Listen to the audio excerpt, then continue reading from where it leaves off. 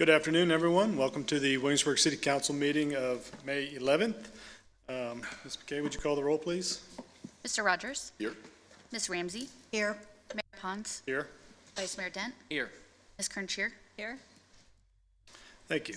In your packet are three sets of minutes, from April 10th, April 13th, and April 19th. Are there any changes, corrections? Is there a motion to approve? I move that we approve the minutes for April 10th, April 13th, and April 19th. Second. Mr. Rogers? Aye. Ms. Ramsey? Aye. Mayor Pons? Aye. Vice Mayor Dent? Aye. Ms. Kerncheer? Aye. Okay, next is matter of special privilege. It was a great honor for the city to recognize a special employee. So, Mr. Hopper, if you'd join me at the podium, please.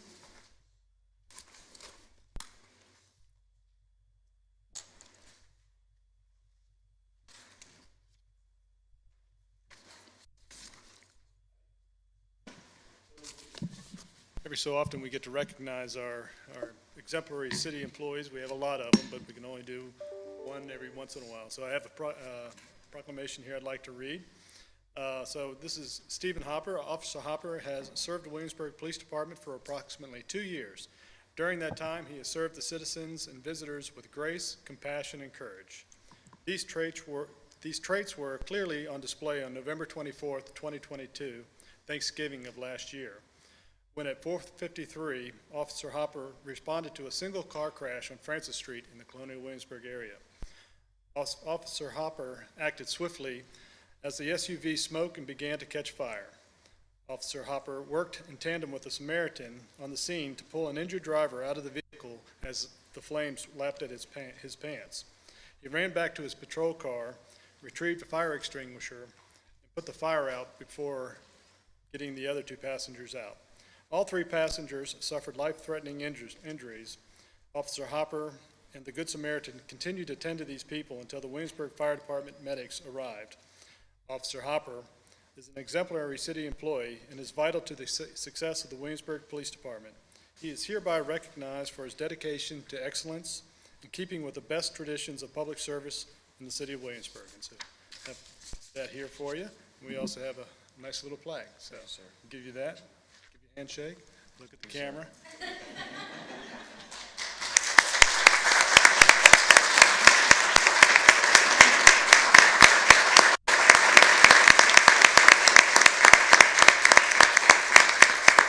Few words, but great action. Thank you, Officer Hopper.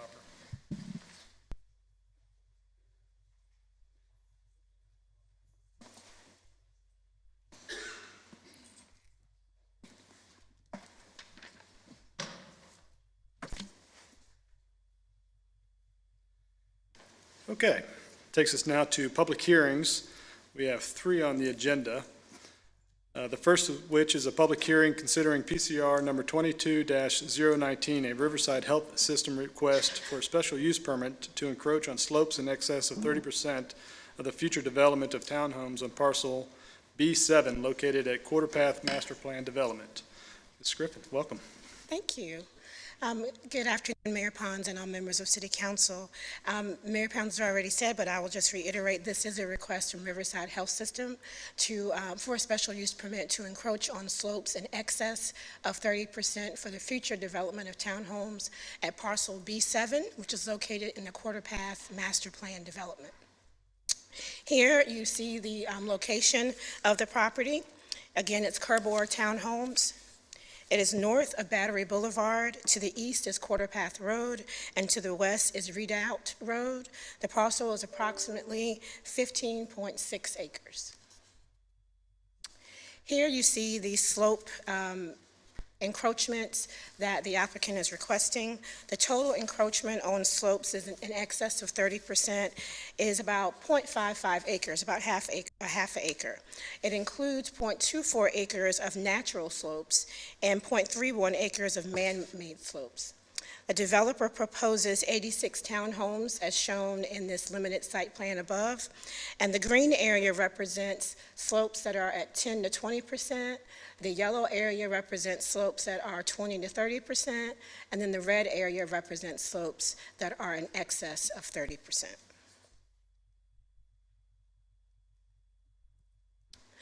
One thing that we like to do when we're looking at a special use permit, there are certain approval criteria that you must follow. But first, I'll go over what exactly is a special use permit. It is a permit that is granted for uses that, if specifically not regulated, can have an undue impact or be incompatible with other uses within adjacent zoning districts. And our zoning ordinance requires that the city council, whenever looking at special use permits, that you look at 6 base criteria.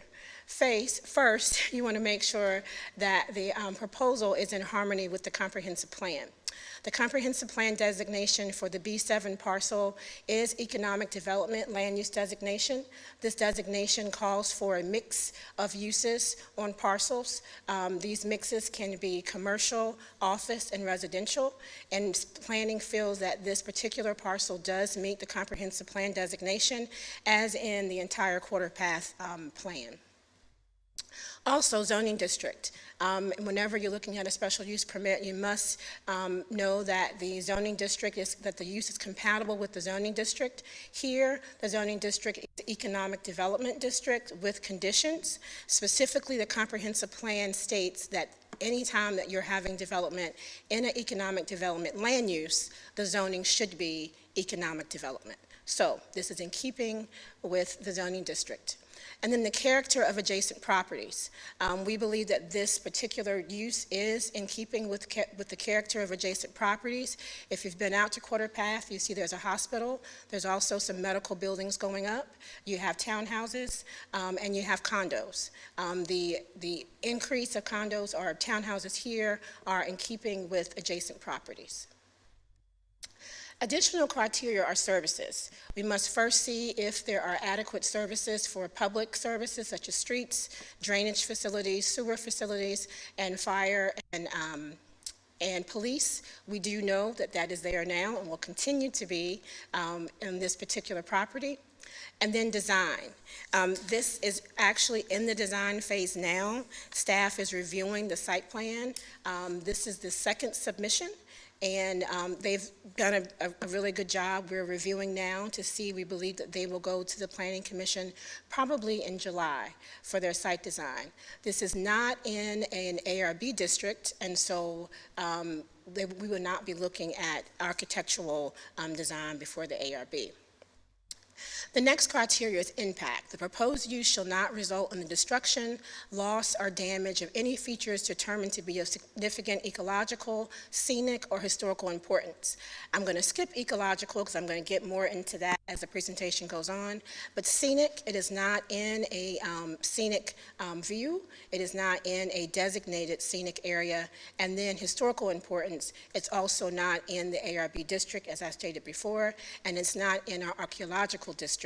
So we don't have to have any reviews by any of those boards. When looking at a SOAP waiver, there are additional criteria that we must look at, and these 3 are outlined here. There could be no encroachment into a resource protection area. This is our RPA area. It's only allowed in sections that are specifically designated in 21-818 of our zoning ordinance. The applicant must also submit a mitigation plan that must be approved by our stormwater engineer. And then the plan must also regulate stormwater runoff for the project at the source to protect against and minimize water pollution. So we'll look at that. Here on the left is a map of our resource protection area. The dotted area, this is parcel B7. The dotted area shows the resource protection area. A resource protection area is simply environmentally sensitive areas. It could be steep slopes, tidal waters or non-tidal waters, and also tidal and non-tidal wetlands. To the right, you see areas where the applicant may encroach into the RPA. The good news is that all of these encroachments are allowed by the section that I just showed you on the previous page. The Chesapeake Bay Act allows encroachments for passive recreation, also encroachments for public services such as water and sewer connections, and all of these here is what you see. So the blue area are for public facilities, and then the green shows the trail, and then the green circle shows the entrance to the trail. It's just a larger picture of that.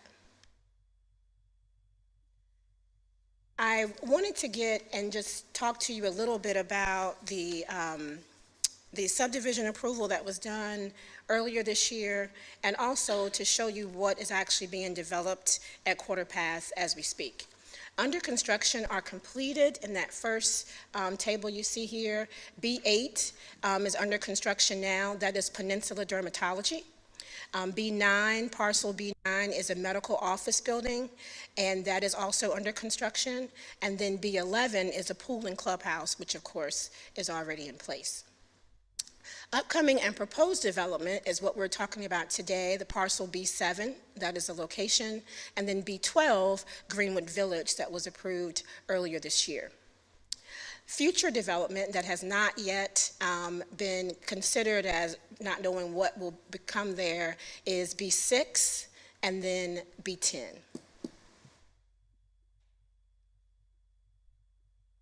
And this just gives you a different shot of that to see what's going on.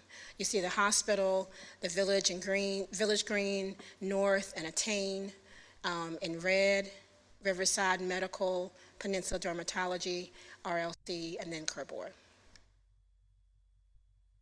We've had a lot of questions about build-out and future build-out, specifically for residential, so I wanted to show you this here. This table shows you completed and under construction. You have 510 units.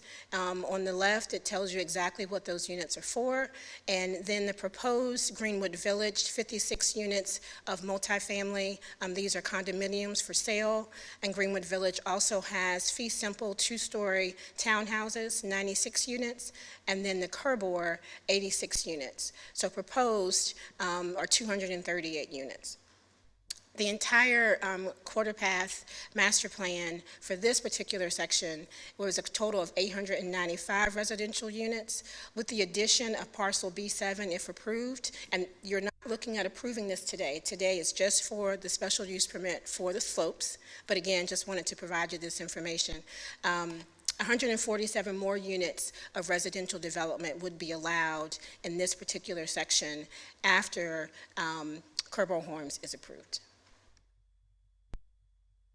So, staff recommendation. Staff is recommending approval of the special use permit for encroachment in slopes greater than 30% because it meets all of the base criteria and also meets the criteria specifically for 30% slopes. The mitigation plan has been approved by the City Stormwater Manager Program Administrator.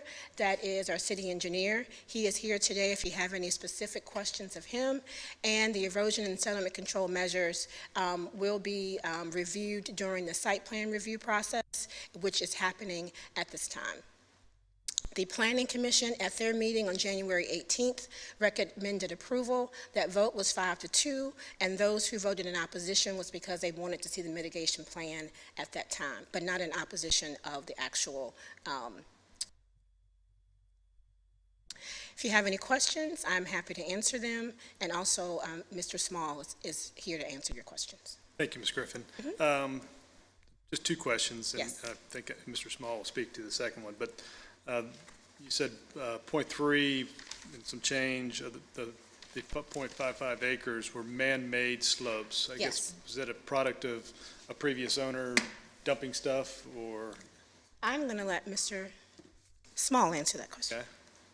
All of the man-made slopes were actually during the construction of Battery Boulevard. And so it was just happened to be an area where the road cut through kind of a hill area. And so we've got man-made slopes on both sides of the road. Gotcha. And then the second, I wondered if you can tell us a little bit about the mitigation plan, because as I understand, when we've approved similar requests like this, part of what the developer has to do is demonstrate that they're going over and above normal mitigation, stormwater mitigation. Right, and if I'm going to go back to our site plan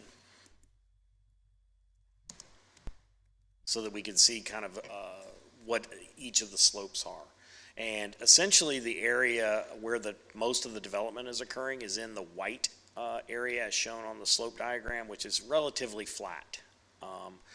Those areas, what they're actually planning on doing, even though we're creating more impervious area, for the roads and the townhome roofs and the sidewalks and all of the other infrastructure. All of that is being collected into a stormwater conveyance system, piped storm sewer. And then using one or two of the slope impacts, they're going to pipe that to the bottom of the hill. So what's now, currently we're seeing runoff going from the top of the hill, and it's actually flowing through the woods and then flowing down to those slopes. Most of that area is actually being diverted and control flowed out to the outfall into the Tutter's Neck Pond. Thank So you. it's actually a very good mitigation plan. It controls the erosive velocities of the stormwater. And then Tutter's Neck Pond is actually is the overall BMP for the entire area. And they have elected to take additional credits to meet that requirement. And Tutter's Neck becoming the official BMP was an action that went through the city process. That went through the whole city process maybe 4 or 5, yeah. 8 years ago, something like that. COVID kind of messes up everybody's time. Long time ago. Okay, well, that's all the questions I have. Mr. Vice Mayor? Thank you. Thank you, Ms. Griffin, for the presentation, and want to say thank you to Mr. Small. He took the opportunity this week to walk the property with Councilwoman Kernshire and I, so we had a better understanding and actually got to visualize the slopes. A couple questions. I know during our site visit on Tuesday, and you just spoke to how the piping will be configured for this development. But I know at one point we talked about they're going to have to cut into the bank to tie into lines that are already there. Yes. And that typically that would be just grass, a cover over with grass, but that the city's going to require vegetation. Correct. As part of the overall mitigation plan, those areas that are really steep slopes, the problem is getting that grass established. And then what we want to also do is maybe mitigate what the purpose of those buffers are for, which is to provide a filter to the wetlands area. And so what we want to do is improve on how we're going to mitigate what the water that's flowing across there, and potentially we're going to require shrubs and other stuff to be placed in those areas. And we can't allow trees necessarily because we don't want the big trees and the roots to kind of prevent us from being able to ever maintain those pipes that are down through those areas. And that's specifically identified in the mitigation plan? Yes. Okay. And the other question I had was, as in our packet, under slope waiver requirements, number 3, it said to minimize water pollution. Who makes the determination? Is that as you as a stormwater manager, who makes the determination what minimizing is? There's actually a whole section in our ordinance that talks about what you have to do to mitigate for the slopes. And one of those is an improvement factor using the Virginia runoff reduction method. It's a whole calculation spreadsheet that has to be put together by the engineers for the developer. And what that does is it actually quantifies the exact amount of phosphorus that is leaving the site pre-development. And what we do is we look for a 70% betterment on that. And it's a combination of both runoff volume and the rate of flow as well. So, and they have been able to provide that on both improvements on the water quantity side as well as the quality. And then on the map, it showed in Ms. Griffin's presentation, it shows 5 areas that could encroach into the RPA, but in discussions with you, potentially there's going to be less than that. Right. The current plan that we're currently reviewing only shows, I believe, 3 of the encroachments up there.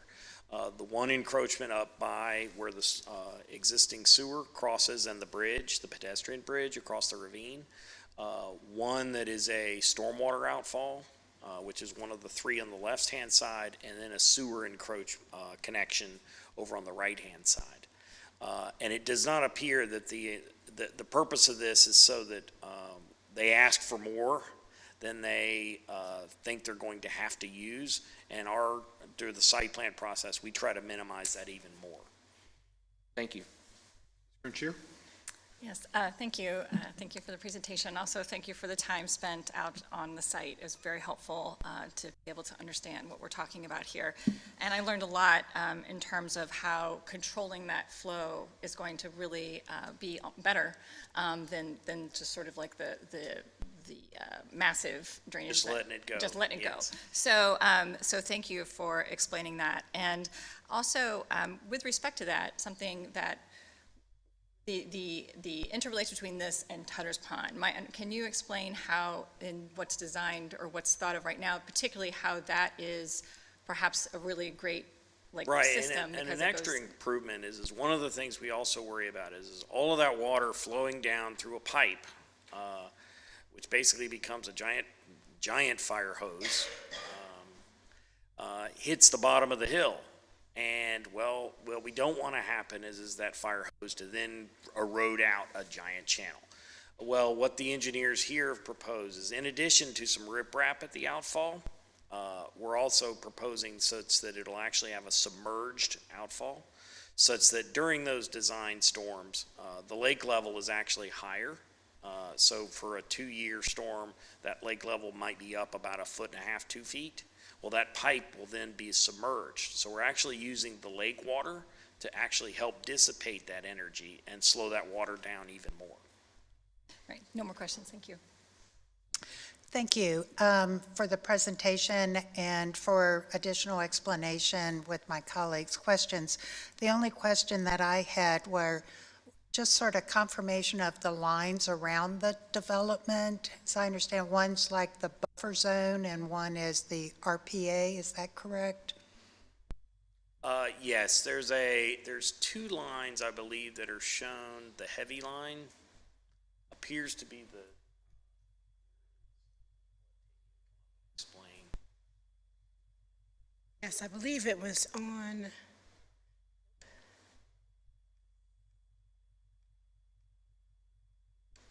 Yeah, there was one picture where you had 2 pictures. yes, the red. The buffer line was the area, the RPA was the area that was dotted. There we are. There we go. Yes, so to the left, the area in the dots between the dash and also the full line is the resource protection area, is the RPA. And it's like 100 feet or something like It is, that, I believe? yes. Yes, it is 100-foot buffer. Okay, just wanted to make that confirmation. Nothing else. Thank you. You're welcome. Thank you for the presentation, Ms. Griffin, Mr. Smalls. This actually picture is perfect because I was going to ask something similar. Because this is in the same area as the Quarter Path development, I'm reminded of some intention for additional homes to the north of North Ridge Street in that section. Different development, but I'm reminded of it because I know above those units there is a walking trail in that area.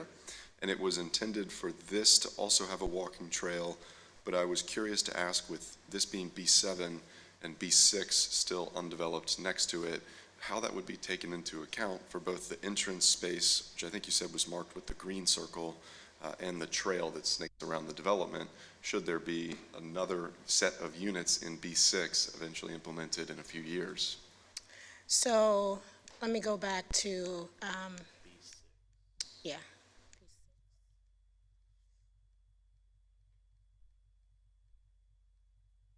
I think you are talking about Tutter's Neck, the area here that's actually not shown in a parcel, is that correct? That's So- going to be single-family detached, or you're talking about, oh, B6 right next to it? That's right. Yeah. At this time, the developer or the property owner doesn't know what will go there, Right. whether it will be residential or commercial. So I would have to leave that question up to them. I would say that we would, of course, make sure that there is interconnectivity between the trails, but we're not sure right now what parcel B6 will be. Okay. Well, I just bring it up, I know the Planning Commission Site Plan Review Committee, council will have a chance to see the site plan itself, but I bring it up as I know the walking trail could be affected around the B12 parcel area. So I would recommend for the site project developer to keep in mind that there wouldn't want to be any changes to it if there was a commercial or residential parcel for B6. I think Mr. Small has an additional comment. One of the things that was done in conjunction with extending to Virginia Green's retirement community, which is directly across the street from B7 to the south side in the woods there, there was a sewer line that was installed from across the ravine between B7 and B6. It was converted into a pedestrian bridge, and actually that's where we met out with our council members. There's a trail that could be easily placed along the sewer line that runs over towards Redoubt Road and the pump station, which is the rectangular parcel adjacent to B12. It pops out right where the trail that circumnavigates B12 comes out onto Redoubt Road. So it's very easy to accommodate that, Okay. that connectivity. That reminded me, my last question would be, I know the Planning Commission had reviewed this originally in January and had asked for the additional stormwater management plan in between, so council sees it in May. Is there an idea yet of when the site plan itself would be coming back in front of the city for Planning Commission's review? I believe Ms. Griffin actually said it would probably be expected, July? I would say July. July. Okay, thank you, that's all. If there's no other questions, I'll go to the public hearing and ask if anybody'd like to come forward to speak on this matter. Please step forward and state your name and address for the record, please. Welcome, Ms. Dowling. Good afternoon, I'm Tracy Dowling. My address is 10113 Squires Way in Towano, and I am here representing Riverside Health System. I'm the System Director for Real Estate Services for Riverside Health System.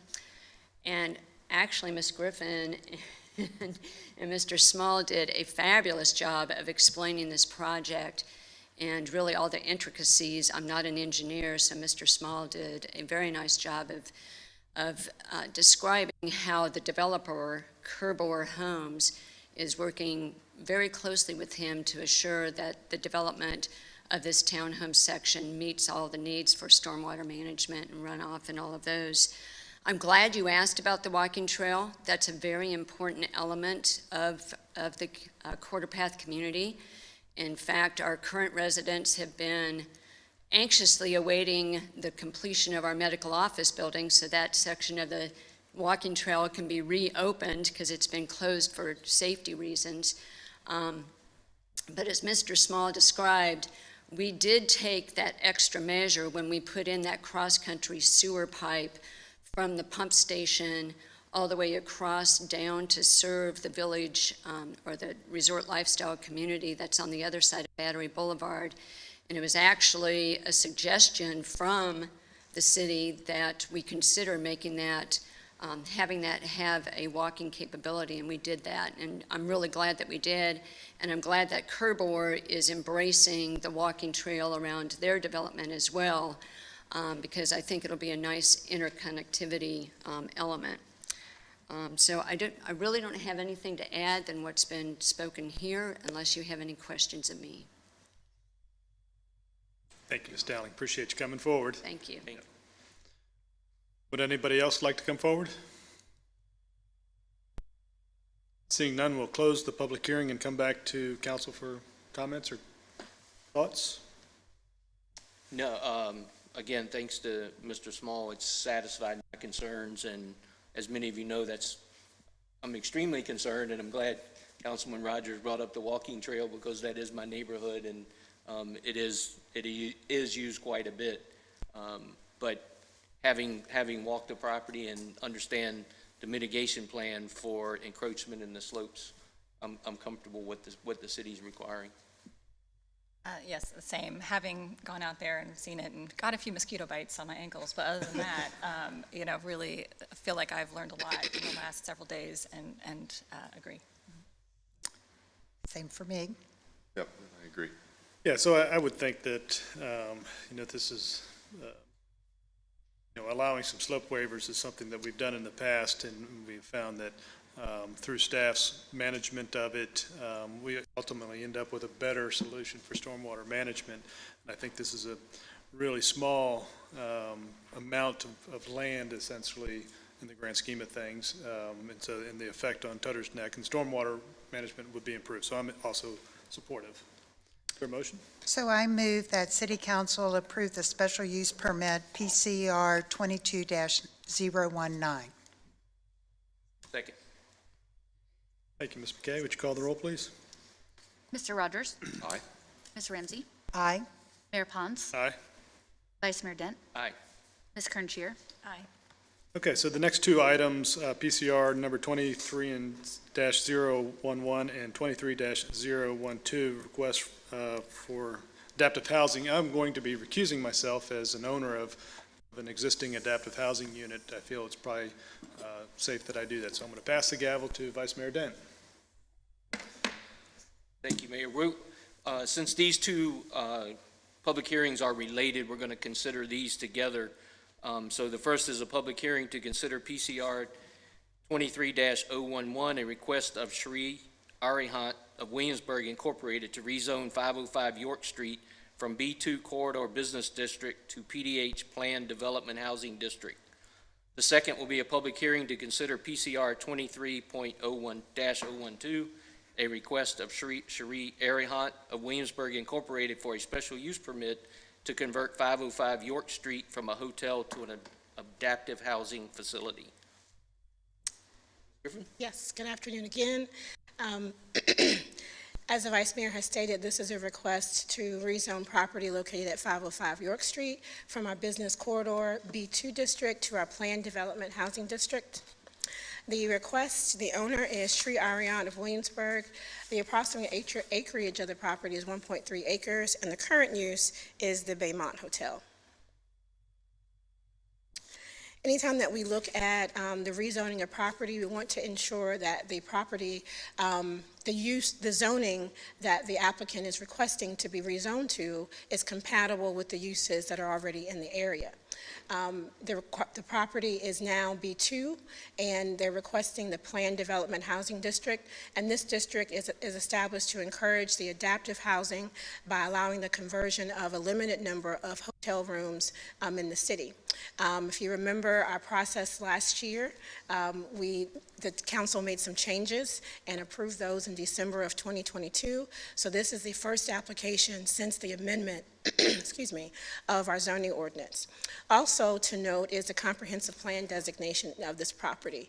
It is corridor commercial, and this land use category designates the land on the city's heavily traveled entrance corridors. York Street is one of those corridors, and it does allow for hotels, restaurants, local shopping areas, and uses that are provided for by the automobile.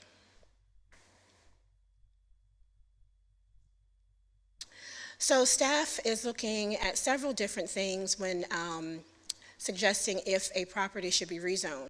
First is compatibility. Does the proposed district, is it compatible with the current and future land uses of the property? Also, health, safety, and general welfare. Does the rezoning demote the health, safety, and general welfare of the public? And then does it implement current goals in the city? And I'll talk about these three first. First, if you look along the corridor, you'll see that there are other uses that are residential. There are also commercial uses on the corridor, hotels, and residential uses such as apartments and townhouses. For this, we do believe that this particular rezoning is compatible with the property that's already on the corridor. We do not feel that this particular rezoning will demote the health and safety or general welfare of the public because there are other properties on the corridor that are zoned PDH, and then implements current goals. We know that one of the goals of the City Council is to promote affordable housing. And this will actually do that, and I'll get into that a little bit later when we talk through the special use permit.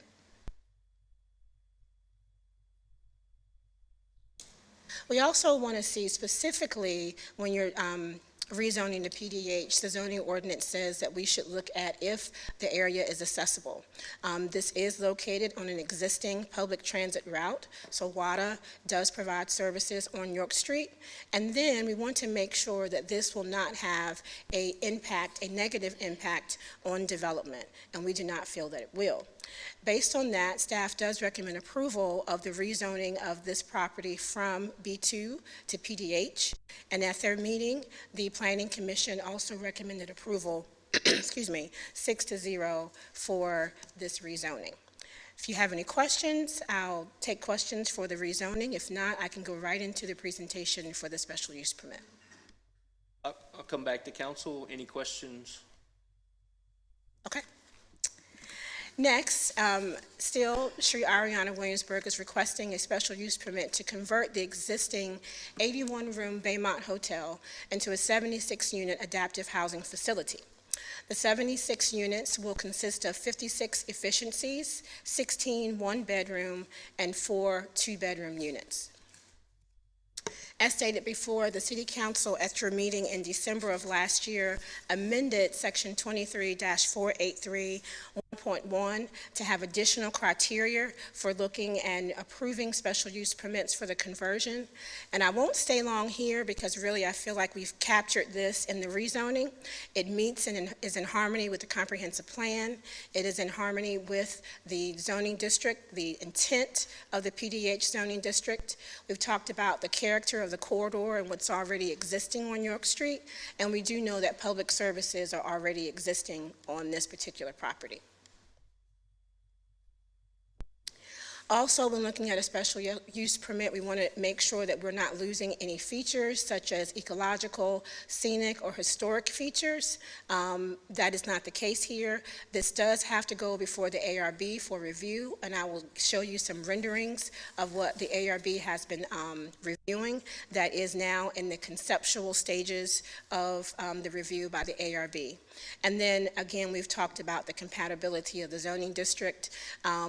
Once or if this is approved, we will get a limited site plan and building permits, and at that time, we will look at landscaping and design, but we do have a few things that we provided in your packet that you can see the design and the landscaping that they are suggesting as we move forward. On the left is the current Baymont Hotel, and to the right is a proposed rendering of the Baymont Hotel. They have gone before the ARB twice conceptually, and so we do know that they will be coming back. The architect is here if you have any questions of the architect, and also the applicant is here to answer any questions. This is showing the Baymont Hotel looking straight forward. The area that you now would envision having the enclosed pool would no longer be enclosed. You would have a beautiful pergola area with landscaping. Also behind that, they have removed some impervious surface to allow some green space there. They will also have a workout facility, a community room, and a residential office leasing space, which now is not a part of the hotel.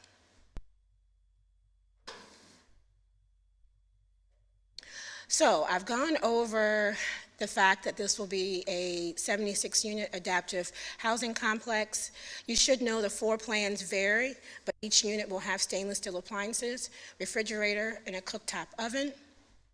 Water and trash are included in the rent, and then there is a professional management company that will handle all the leases, on-call maintenance for 24 hours. And there is a management plan, which is a condition that they have added and that you all said that you wanted to see, and they have given us a management plan. It has been approved by the city staff. This is a site layout showing some of the additional green space. Currently, there are 89 parking spaces. There would be 80 parking spaces, so they are reducing the parking spaces. They're making the parking lot more accessible, handicap accessible, by widening the sidewalks and adding additional sidewalks. There are also certain rooms that are specifically handicap accessible, which is one of the things that are in the conditions of the special use permit, that there will be accessible units for the disabled, and they are providing those. And the applicant is going to go a lot more through the specifics, so I don't want to take up too much of your time. In looking at the limited site plan that was provided, the city engineer has requested the following items: water and sewer calculations for pre- and post-development uses, and they will be providing that to us. The police have asked for outdoor lighting with LED LED outdoor lighting in the parking lot area, and has also asked for outdoor stairs with floating stairs to enhance natural surveillance and increase the size of the lobby window to bring more eyes to the parking lot. The fire department has asked for an obstruction of on-site hydrants and a key box placed in accordance with their ordinance. So just to remind you a little about what the City Council approved and some of the additional conditions. This is B2, but you expanded the ordinance to allow for B4. You also increased the number of the adaptive housing dwelling units in the city from 150 to 400. If this is approved, then there would leave 174 additional units between two facilities. You disallowed adaptive housing facilities along Richmond Road. This is on York Street. And then we require that all units be affordable, and I'll talk about that a little bit later. You allowed 75% of the units to be studio. In this particular application, 73.5% of the units are studio, so they are meeting that criteria. And then you also ask that they provide an affordability report, and they are willing to do that. Taking a look at affordability here, you'll see at the top you have the incomes for 1 to 4 persons. These are the HUD requirements. And the income, just to give an example, for one person, at 80% of City of Williamsburg, the AMI of household size is $46,200. 30% of that income is $13,860, and so the monthly cost for one person cannot go over $1,155. And this is followed through to the rest of the table. And then you have the project rents. Efficiency in one bedroom would be anywhere between $999 to $1,150. Efficiency one bedroom and two bedroom, $999 to $1,300. Two bedrooms, $1,300. And then you can also have 2 bedrooms that are $1,300 for 4 persons.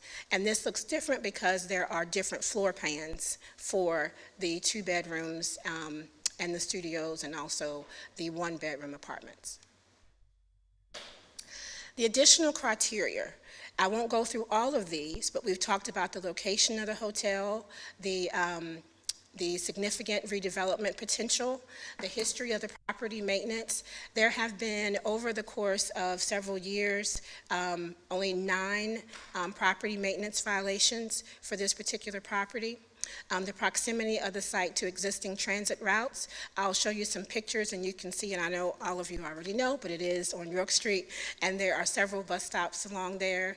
There are sidewalks and also bicycle trails that people can use to get to and fro the Baymont Hotel. Let me see. Okay, so here are some pictures of York Street. The Baymont Hotel is to the left. Some of the questions that we go through and need to ask when you're looking at a special use permit for this particular district is the impact to schools. $10,207 is the cost per student, and so if we assume that families would move into the city of Williamsburg to reside in a converted unit with children, the following scenario is provided to you. The average household size, according to the U.S. Census, is 2.35. So if we estimate that 1/4 of the units will have 2 children, then that's 21 children per pupil, and per year is $214,000. And if we go and we break down that scenario, what we know now is that the Flats houses 10 children and Willow Creek 0. Now, that number is based on what we found out in November of last year. It could be more, it could be less, but we're going to use that number from last year. And if we utilize that, if we had 10 students, then that cost for those total students would be $102,000 approximately. The impact to fire and service, again, using our numbers from November of last year, we talked to our fire department about this, and they actually saw the highest use of their services for assisted living and independent facilities. So we don't see that this will cause a significant impact to our fire services. The police felt that calls to service would fluctuate from year to year. They anticipated a slight uptick once the property is converted, and this is because they felt that concerned citizens sometimes are less tolerant of issues in their community from permanent residents versus transient populations, which would be the hotel residents. This gives you a comparison of the rents on the corridor. And the point of this slide is to show that the rents here proposed for Baymont are compatible. Based on our recommendation, based on our analysis, we do recommend approval of this special use permit. We believe that it meets all of the criteria that the City Council laid out in your amendment of the PDH district back in December of 2022. And the Planning Commission felt the same way, and at the meeting, they proposed approval of the special use permit with the following conditions. This includes the management plan and also exterior maintenance and inspections. If you have any questions, I'm happy to answer them. Thank you, Ms. Griffin, for the detailed presentation. Before we open the public hearing, we'll come back to council for questions, and I have a couple. When you talk about, one of the things that was a big concern in December when we were considering the rezoning was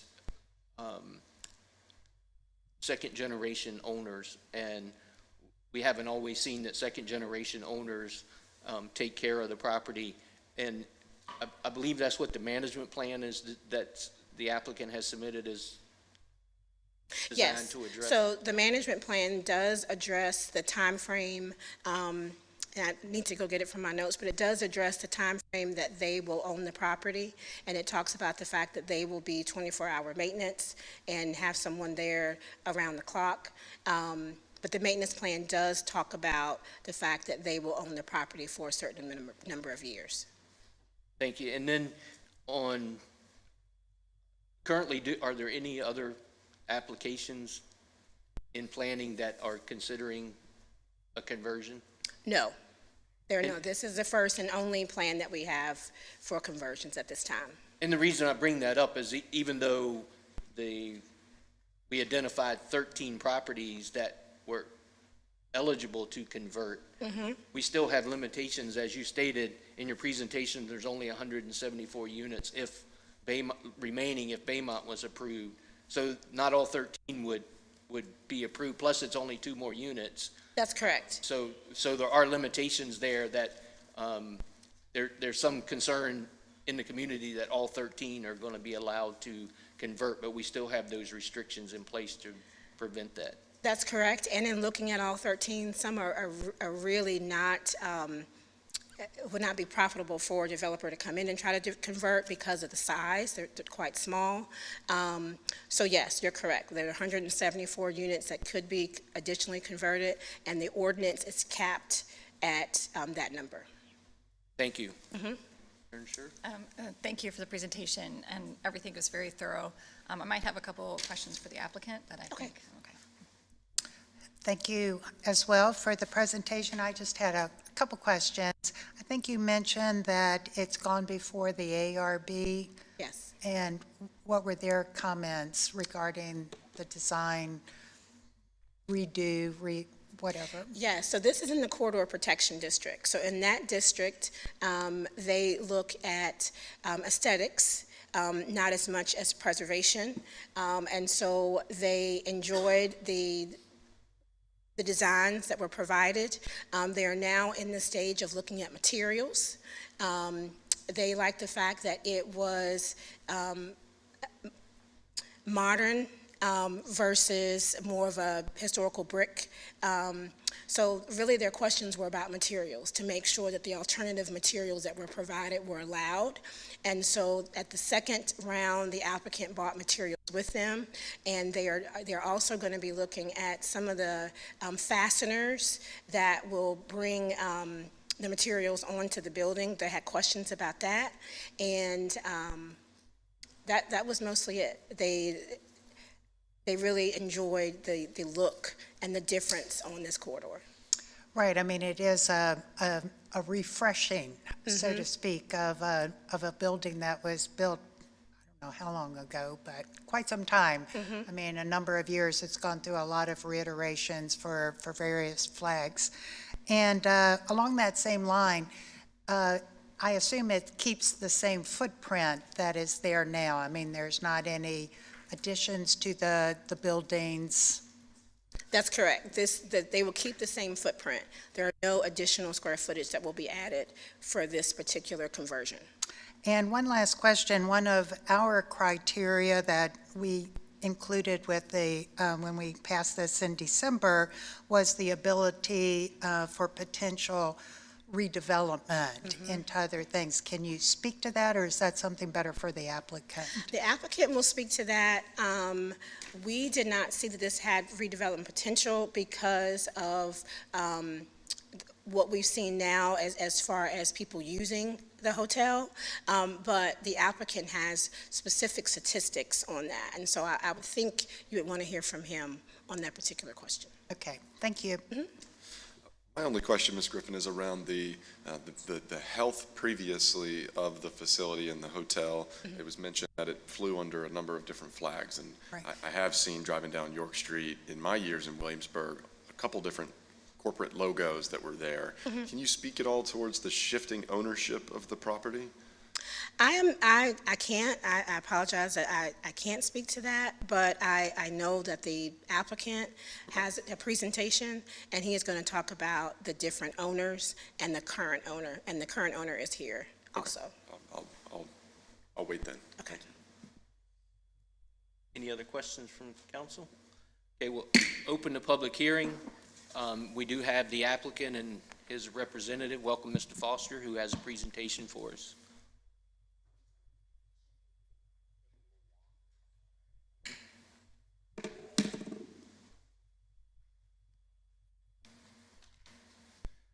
Am I doing wrong?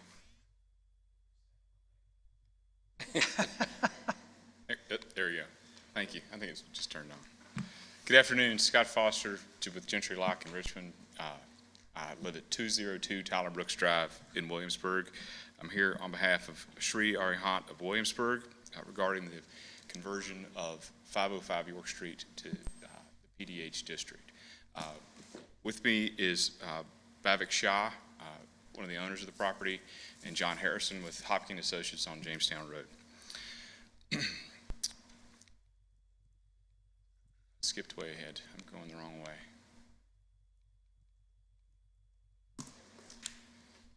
Ms. Griffin did an awesome presentation. I learned how awesome it was at Planning Commission, so I'm going to attempt to better supplement her presentation rather than be redundant as I was at before Planning Commission. Still working on the technology here, guys. Am I supposed to go left or right? Oh, it's just forward. Oh, I was toggling back and forth.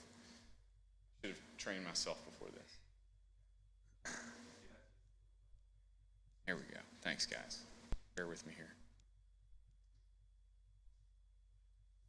All right, here we go. Mr. Griffin did a great job covering the design and the status of this design review before the ARB. We're really excited to bring this, modern, renovated look to an important entrance corridor to the city. We feel like it builds on a long history of modern architecture that's throughout the city outside the historic area. The most recent culmination is really this building we're in right now. It's a great example of that history. So we think this is a great continuation of that. Very excited about the pool feature. There was generated some questions about, hey, why are you keeping the pool? But we feel like that's really kind of crown jewel of this property and make it a real high quality benefit of living there. Some more renderings here of each view shed. Again, this is just a massive improvement over the existing aesthetics of the property. The bottom left is looking from the interior of the property back towards York Street, so you can get a feel for that parking area looking into the green space, which will look into the pool. Here's our detailed site plan. Ms. Griffin covered this. The one thing I want to point out as it's supposed to work, there was an iterative process in reviewing the site plan where staff looked at what we'd initially mocked up and then provided some suggestions. We were overbuilt on parking spaces, so we opted to create additional green space in the area adjacent to the pool. That'll really activate that space as a nice outdoor gathering area for future residents of the project. This is the unit mix and the layout of the various floors of the building. So the exterior entrance portion of the hotel, the part that's to the right there, that is just 2 floors, and then you can see that the interior entry portion of the hotel is 3 floors, and then the various unit mixes in their respective locations there. John did an excellent job figuring out how to get these units in here in an efficient manner and in a way that they're well designed and are going to work well for the folks who live there. You can see how in certain situations we're using one hotel room to create one efficiency, and then in other situations multiple hotel rooms to create either 1 or 2 bedroom units. So it's really good layout here. So to answer Mr. Rogers' question, a little bit of history about this property. It was purchased in 2011 at a bank sale at a significant discount. Since then, it's gone through multiple reinvestments, multiple flags. This is a story that you all are familiar with throughout the hotel industry in Williamsburg. You know, business owners will put money in a property trying to make it work, and it's a difficult proposition because of, you know, at least in recent history, we've been underbuilt and over demand in the hotel markets in Williamsburg. So this property is no exception. Included a renovation budget, because we wanted you to understand the scope of the investment being made here. And this is a very preliminary budget, a lot yet to come together here. But we also wanted you to understand the scope of the renovation involved here. This is going to be a completely rehab property, just like you've seen at the Flats and Willow Creek.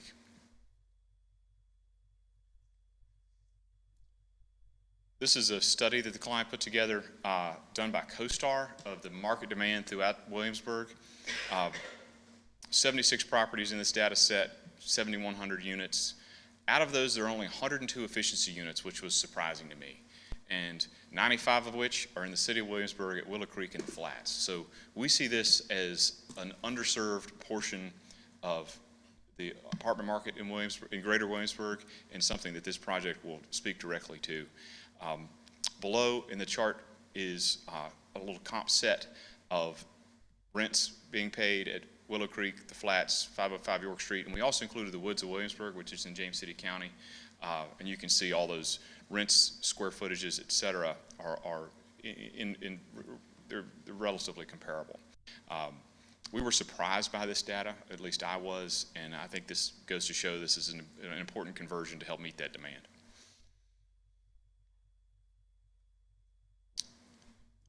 Ms. Griffin touched on this a bit as well. I know when you all created this special district, and anytime you're considering a rezoning, you're paying close attention to the conversion of the city's limited commercial property into something other than that. This property is 1.38 acres. That, plus its location within the city, are probably the 2 most important limiting factors on its ability to become something else that the city would be excited to see. So we ran a bit of a hypothetical here on putting a new hotel property at this location.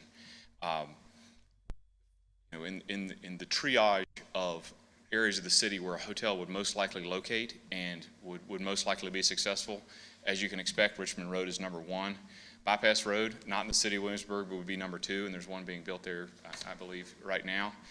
Capitol Landing Road is number 3, and you know I'll talk a little bit about that in a second. You all have a lot of plans for Capitol Landing Road. I can see that moving up in the list in the future. And then number 4 would be York Street, kind of with that old entrance corridor without the traffic that it once had. This property is oddly shaped. The only reason it has as many hotel units on it today is because they were able to shoehorn that exterior entry portion of the hotel onto that one property line and then adjacent to the railroad tracks. So you were able to get more density there than you would otherwise be able to in a modern property that is interior entry. That's the reason there's as many units as there are today.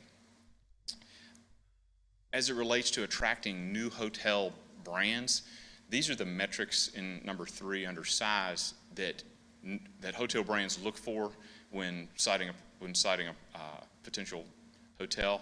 So you're looking at, anywhere from 3 down to 2 acres to get those extended stay hotels. We come somewhat close to like the minimum Fairfield model, but miss it at 1.38 acres. So punchline is this parcel is just too small to support a new hotel property of this type. And number 2, York Street, it just does not have the traffic. It's not the traditional entrance corridor it once was that would facilitate that demand.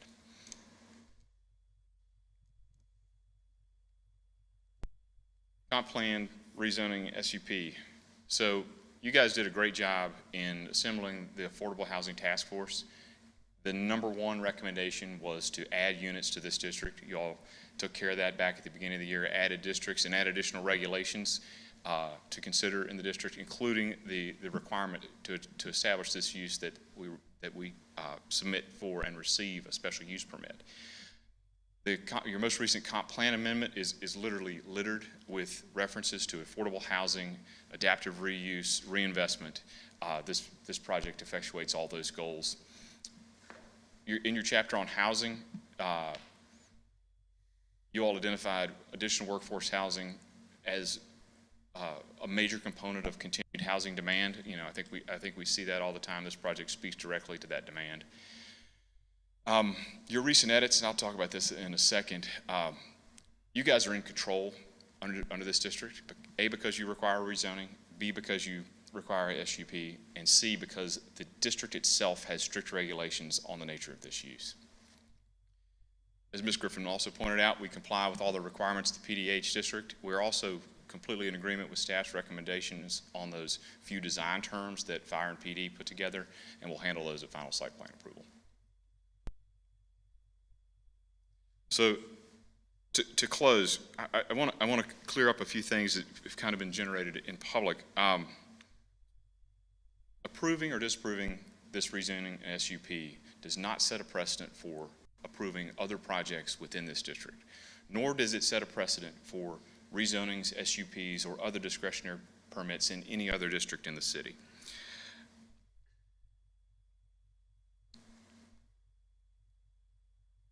Not to mention, as part of this project, as Ms. Griffin pointed out, we've proposed SUP conditions that will run with the land. They will be binding on anyone who owns this property in the future, so long as that SUP is valid and existing.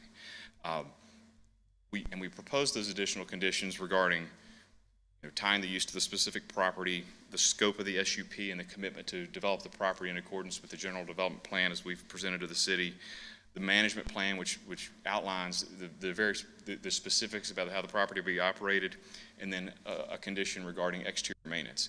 We put those in there to ensure and guarantee to the city that this property will be managed and operated in accordance with their expectations for as long as it exists in this use.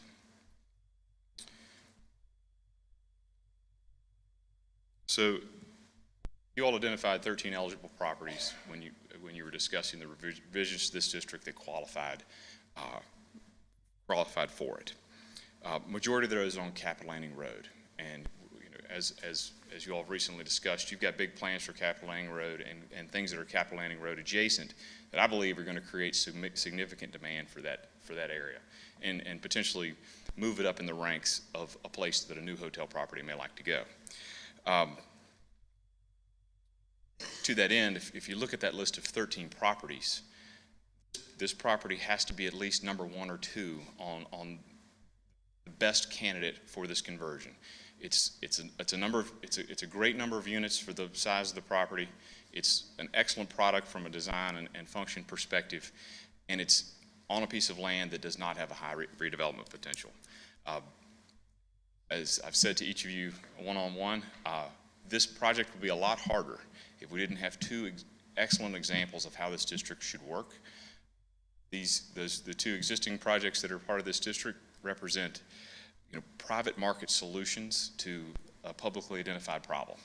and we're looking to, continue to build on that success. So happy to answer any of your specific questions you may have. Before we have any questions for the applicant, if we could see if we have any other speakers, and then we'll come back to the applicant, and Ms. Griffin may generate some more questions. Thanks. Thank you. Anyone else in the audience that would like to speak to either one in reference to 505 York Street, please come forward. State your name and address for the record.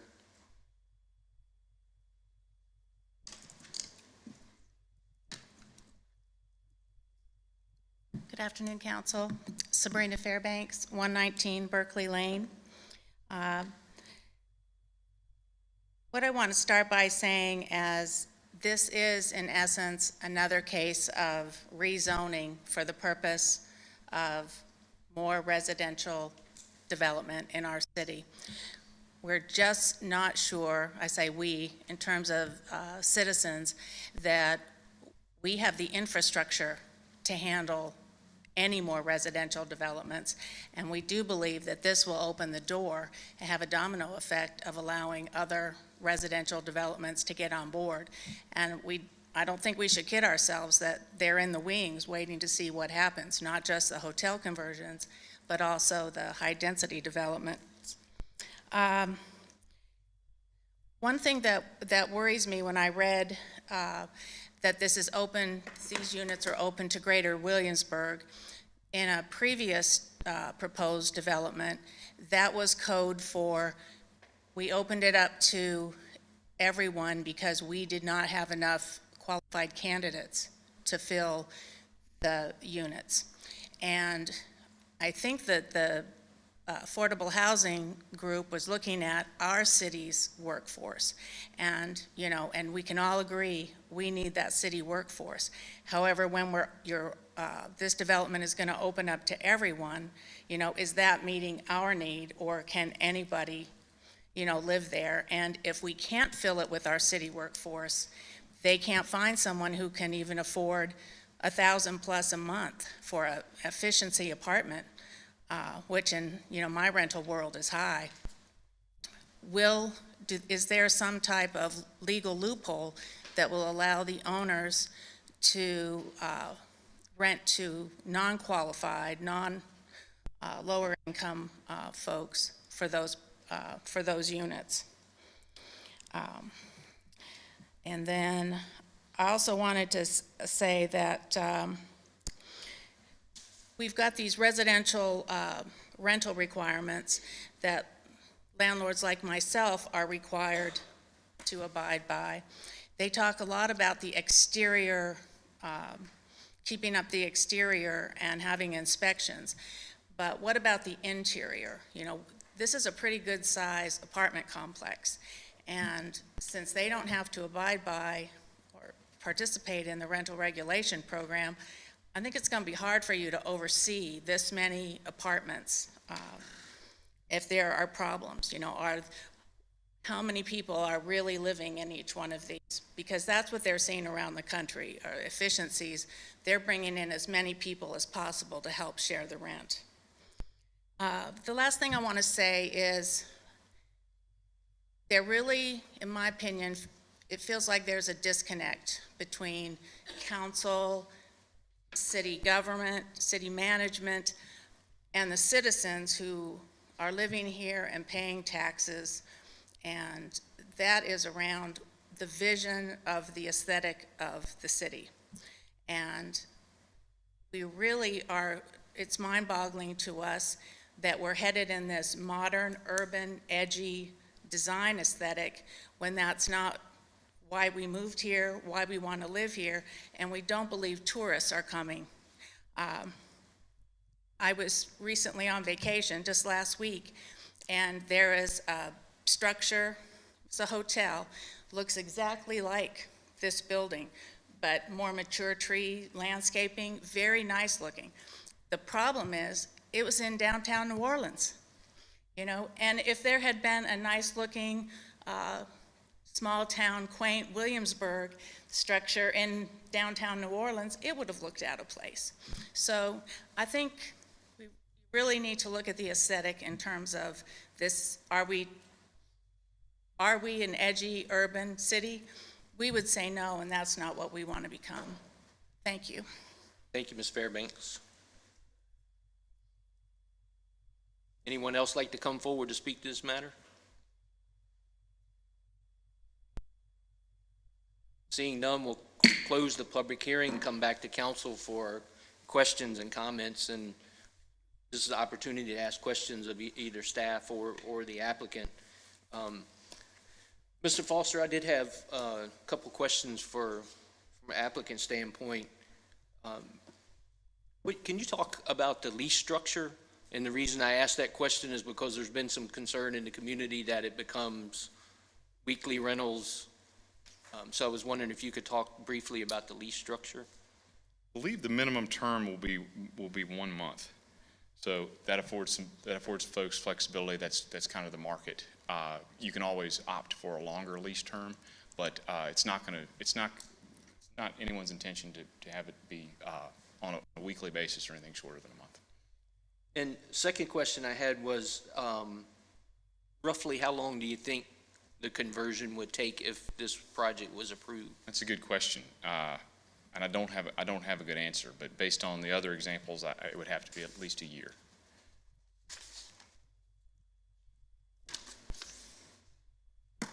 Yeah, just a couple of comments before I move on to Councilwoman Kern-Sure.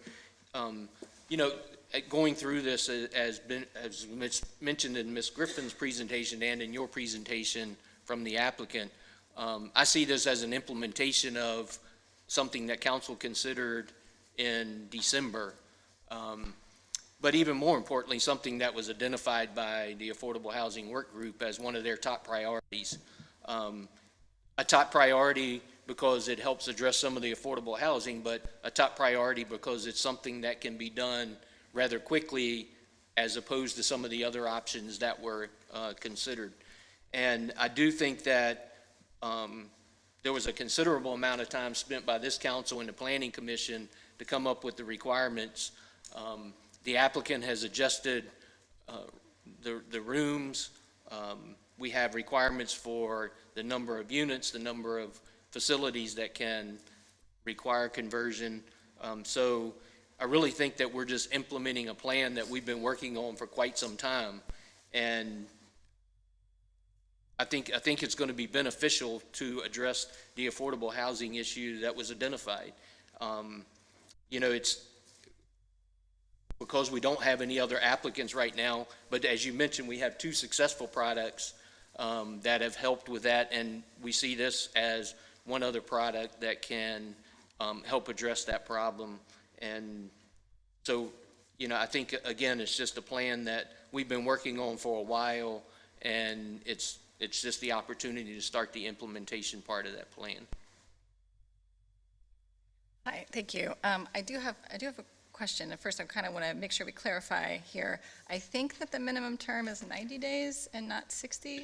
And I apologize if I may have think misspoken. that, just to be clear, I think what I read and what my understanding is that the minimum lease term That is likely correct. Yes. is 90 days per your memo that that is in and the that may be in the packet. management plan. Okay, just to be clear on that. Sure.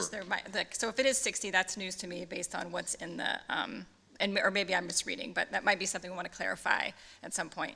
Because according to page 2 of your memo, it looks like lease terms will be flexible with the minimum lease term being 90 days.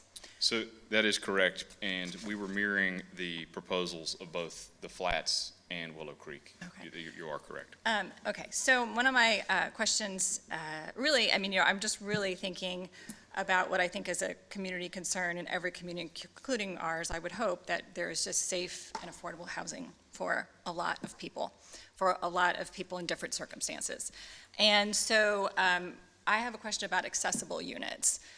In terms, what is the accessibility in terms of what's the percentage or a rough number of units that would be accessible to those with any kind of physical impairment? Sure. So the right person to answer that is John Harrison. Okay. So I'll call on him.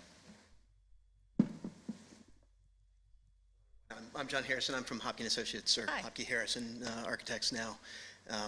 The code requires a certain amount of accessible units, and they vary in the level of accessibility that they provide. So for this development, 2% of the overall number of units on the property are required to be type A accessible. And that's the higher, that's a higher level of accessibility in terms of just the spaces that you're required in rooms. Then each unit type is required. You're required to have one type of efficiency, and that type A unit. So we can provide all of the accessibility in the 3-story building and on the first floor of the 2-story building, to comply with that portion of the code. Then the type B units are kind of the lowest level of accessibility, commercial standpoint. The only portion of the building that won't meet that requirement is the second floor, 2-story building, and that's exempted, by the code because there's not an elevator service to that. Okay. I'm not sure on my unit counts, but the majority of the units are at a minimum type B accessible. We're more than 2% type A accessible units. Thank you. And then my other question, just kind of wanted to know a little bit more about what goes into thinking in terms of, with this particular property and layout in mind, and other considerations, what goes into determining the mix of the different types of units that you have here? Sure. So in December, City Council put those provisions in there, setting a 75% cap on the efficiencies. So that was goal number 1. And then within that, there's an element of building design, what can be accommodated, and then also market demand. So with the 4 two-bedrooms, I believe it's 16 one-bedrooms. That's the applicant and the design team's response to what they believe is the best way to meet the market. We knew that there was a requirement that there be 2 bedrooms. The city did not specify how many, so we felt 4 was a reasonable number, and it worked with the design. And you can see in the layout, they're in one portion of the building for that reason, because those units work for that 2-bedroom conversion. And so based on the answer to the previous question, there would be at least 1 2-bedroom unit that is accessible. Is that correct? Okay, all right, thank you. Thank you for the presentation. I have a couple questions that sort of relate back to others. So Vice Mayor Dent asked the length of the lease. I assume that there are requirements for an applicant in terms of showing their income level, credit history, employment history. Can you speak to that a little bit, please? Correct, and the applicant may be able to supplement this as well, but and as we point out in our application, this will be professionally managed. Management will handle that leasing process, but there will be that intake process you described, where they'll go into credit history, background, et cetera. All those normal standard practices will be applied. Because this is a lower end of the market rate complex, there's an emphasis, I think, in the spirit of this district, and we've addressed it in here, to try to hold down the cost of initial deposits to live there, that those are probably below the market.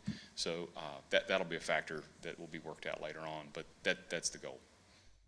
And one thing that you mentioned, or I guess Ms. Griffin mentioned, something about application of materials to the building, and I'm really pleased to see that it's a change in the look and really readaptive use of it.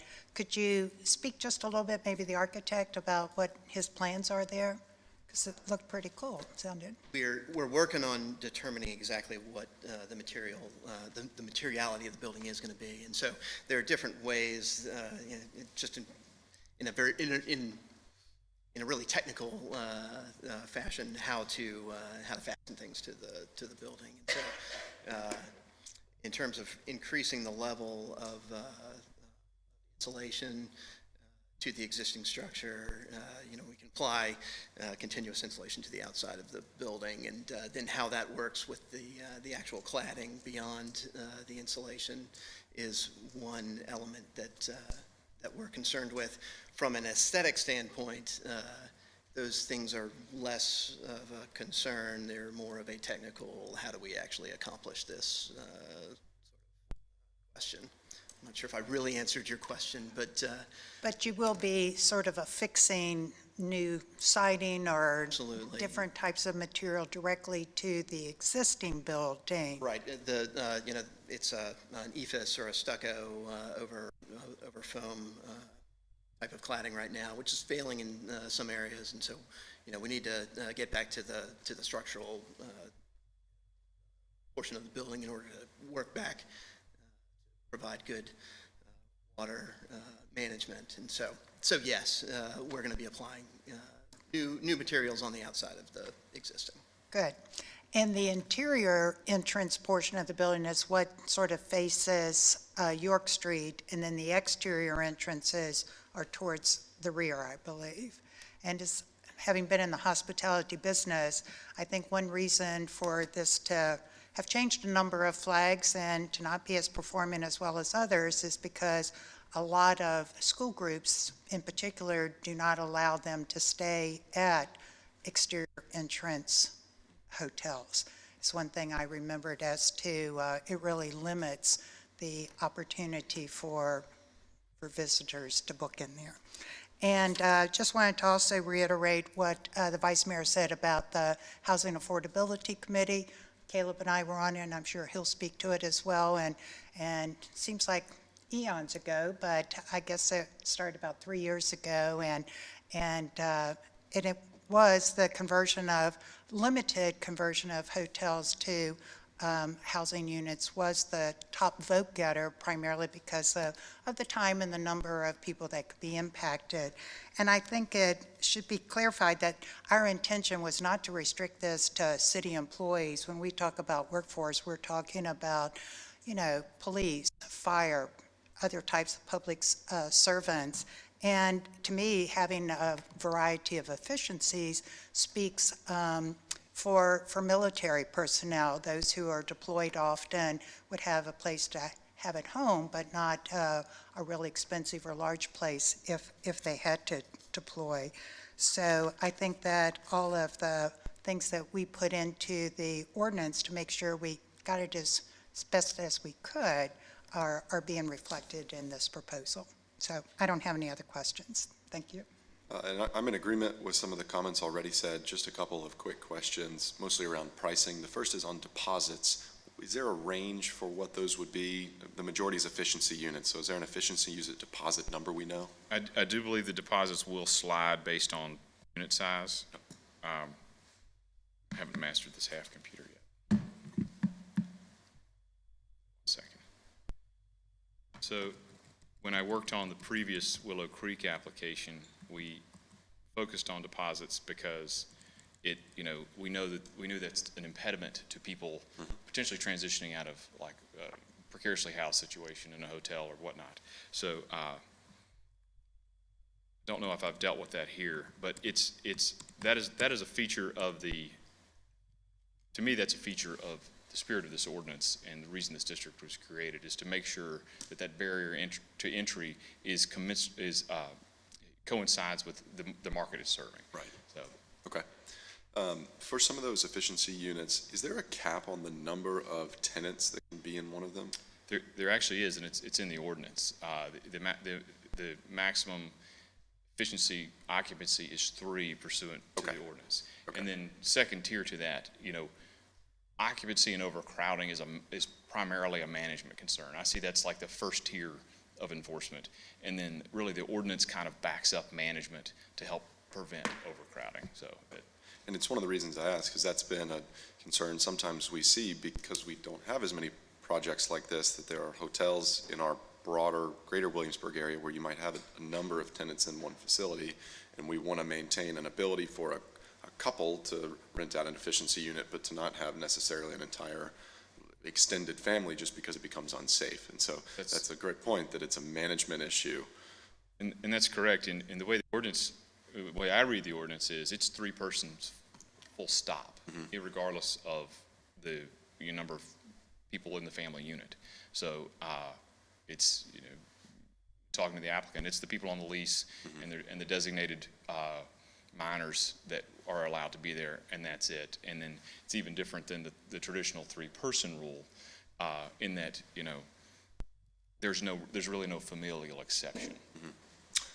Last question was the market comparison that you all had against Flats, Willow Creek.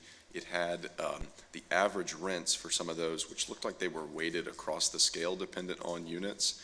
But then the average rent right here in the green rectangle, it said the average rent would be $999 for 505. And it looks like that was actually on the lower scale of the cost for just an efficiency unit. So can you explain to me sort of how that number came about, but then also what changes rents within that scale for an efficiency unit for a potential tenant? So let me get back to my narrative quickly.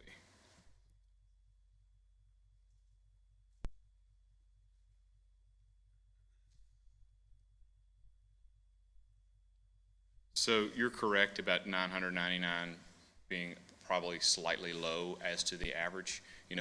Given that roughly 73% are efficiencies, and then the limited number beyond that. So the average may end up being a little bit higher because all these rents were a range.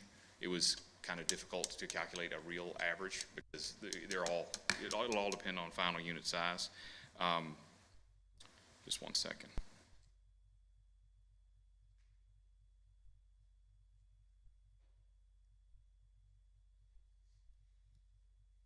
Numbers off the top of my head. So the project rent for an efficiency, the range is $999 to $1,150 for an efficiency in a 1-bedroom. So you can kind of see the $999 being the efficiency in the 1-bedroom, going up to the $1,150, and then between an efficiency and a 2-bedroom, the 2-bedroom can range up to $1,300. So if you think about 2 folks, divide that by 2, that's the low end of the market rate.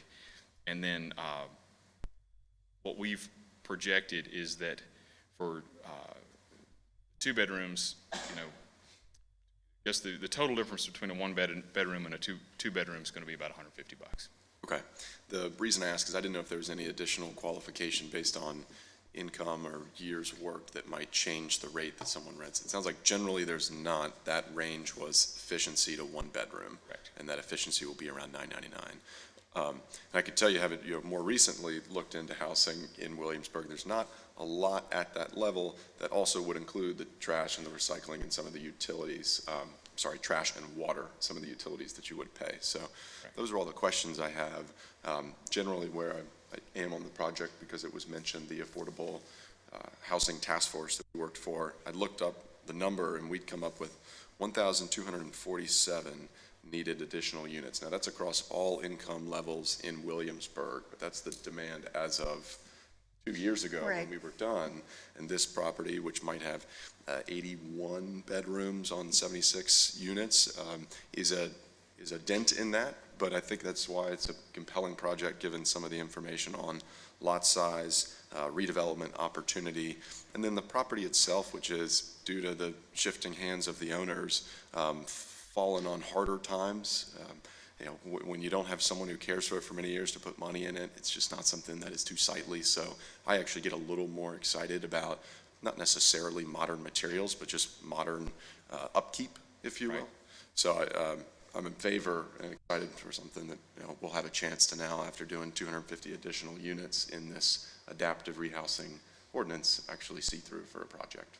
And if you don't mind, that's why we put the maintenance provision in the SUP condition to effectuate what you just said. And if you want to go all the way back to the first iteration of this district, yes, it was about creating affordable housing, and it was also about finding other things to do with older, underperforming hotels in Williamsburg that would prevent the city from having to intervene, as it has in so many situations, to take something off the market. So, you know, absolutely, the primary goal is the lower end of the market rate, generating affordable units.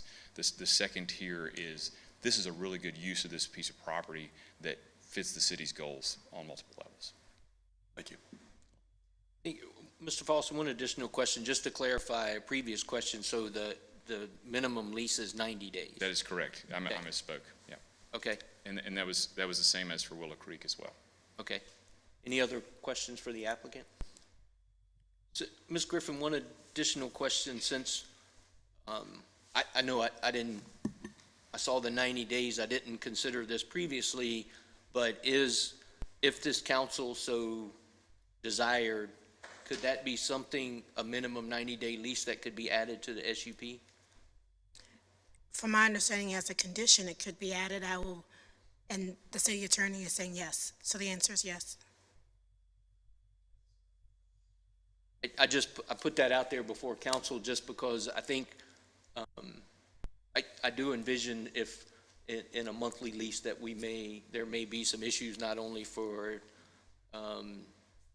the applicant, but I think there may be additional problems with a lease that's less than 90 days. So I didn't know if that was something that this council would consider as adding to the SUP. I'd be comfortable with an initial lease of 90 days and then the availability of a month-to-month after that, which I would assume is the way it's set up. Because I don't think that the intent is to have long leases at this type of property. As I say, particularly if you have like construction workers who are here doing a project and might need a place to live, for single military, and also sometimes for those who are leaving a marriage or a domestic situation where they need something to tide them over until they can get into something a little more permanent. I think, I'm not sure that I'm completely there. I thought that with respect to the lease terms being flexible, there could be a year, you could sign a year lease. It's just that we know that there would not be any lease that is shorter than 90 days. I mean, that's my understanding, and that's what I would be comfortable with. I mean, a lot of times their lease terms will say, if you after your year, you can go month to month, until, upon agreement of the parties. And I guess that would be fine with me. So I guess to answer the Vice Mayor's question, I'm okay with putting that in as a minimum lease term of 90 days, with the option that if a lease is 90 days or even longer, that per kind of, I think, standard, a month to month would be possible. Yeah, and if you all, come to a consensus on that, I think Chris and I can come up with a condition that you could kind of incorporate by reference. If you could say, minimum of 90 days as an initial lease term, subject to month thereafter. We committed to that in our application. That shouldn't be any problem to make it a permanent condition. Me as well. Ms. Shelton, any guidance for us on it? I think that language is acceptable that he just gave you. So could add the condition that the SUP is conditioned on an initial lease term being offered of 90 days, a minimum of 90 days, and then the market afterwards is what it is. And, we do have to submit our annual report of rent rolls to make sure we're complying with those numbers. So, a standard copy of the lease being on file is appropriate as well. And it's part of the management plan, as I understand it, which the staff has to approve, which has to be complied with as part of the zoning. So, there are multiple layers of this onion that are embedded in the SCP requirement that you're approving. So it's not just the condition of the SCP, it's also the management plan. And so there are multiple ways of this being a requirement of the zoning. Thank you. Any other questions or comments? Is there a motion? Yes, so I move that City Council approve the rezoning of the property as outlined in PCR 23-011 from B2 to PDH. And I also move that City Council approve PCR 23-012 with the voluntary proffer conditions, including a minimum 90-day lease initial term. Second. Ms. McKay, would you call it roll? Mr. Rogers? Aye. Ms. Ramsey? Aye. Mayor Pons? Abstain. Vice Mayor Dent? Aye. Ms. Kernscher? Aye. Thank you. I turn it back over to the Thanks, sir. mayor. Outstanding job. No matter what Stacy says about you. Okay, takes us now to our monthly financial statement. Ms. Dameron?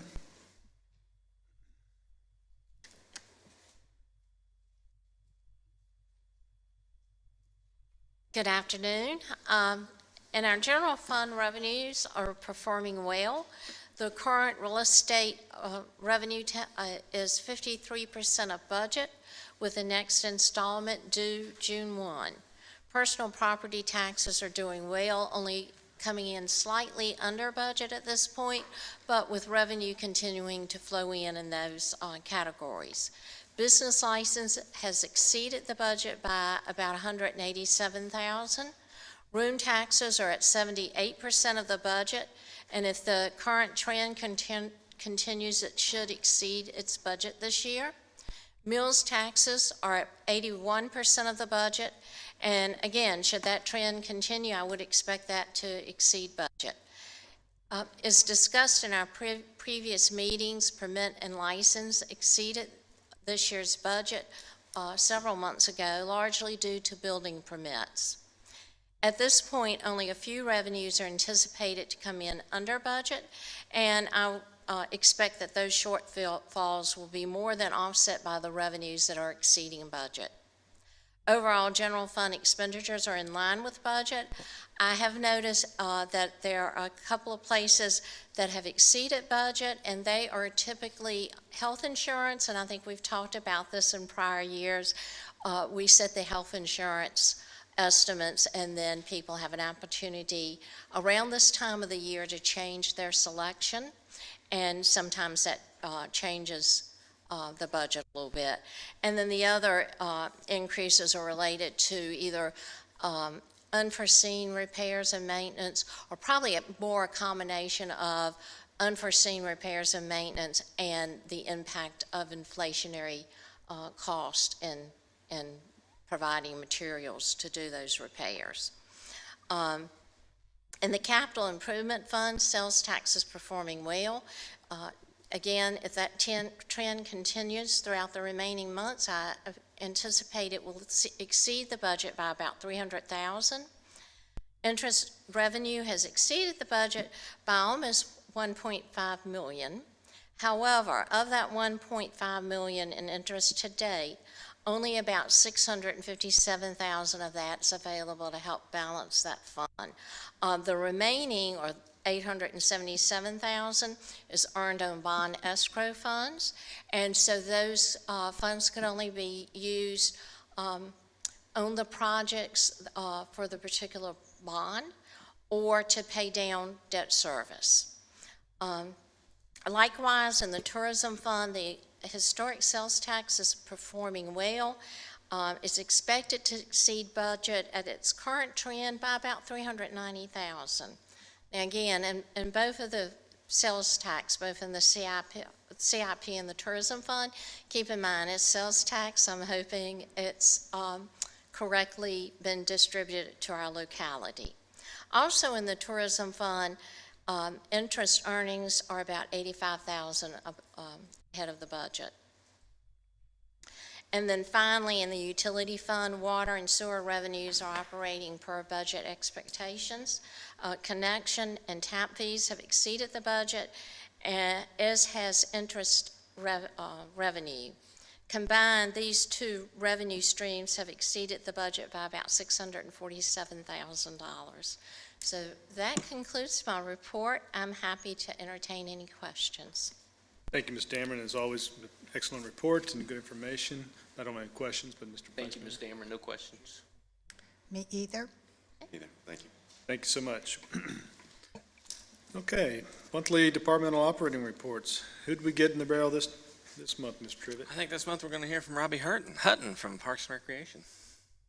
Welcome, Ms. Hutton. Mayor, members of City Council. This afternoon, I just want to give you a brief update on a project that we recently finished at Waller Mill Park.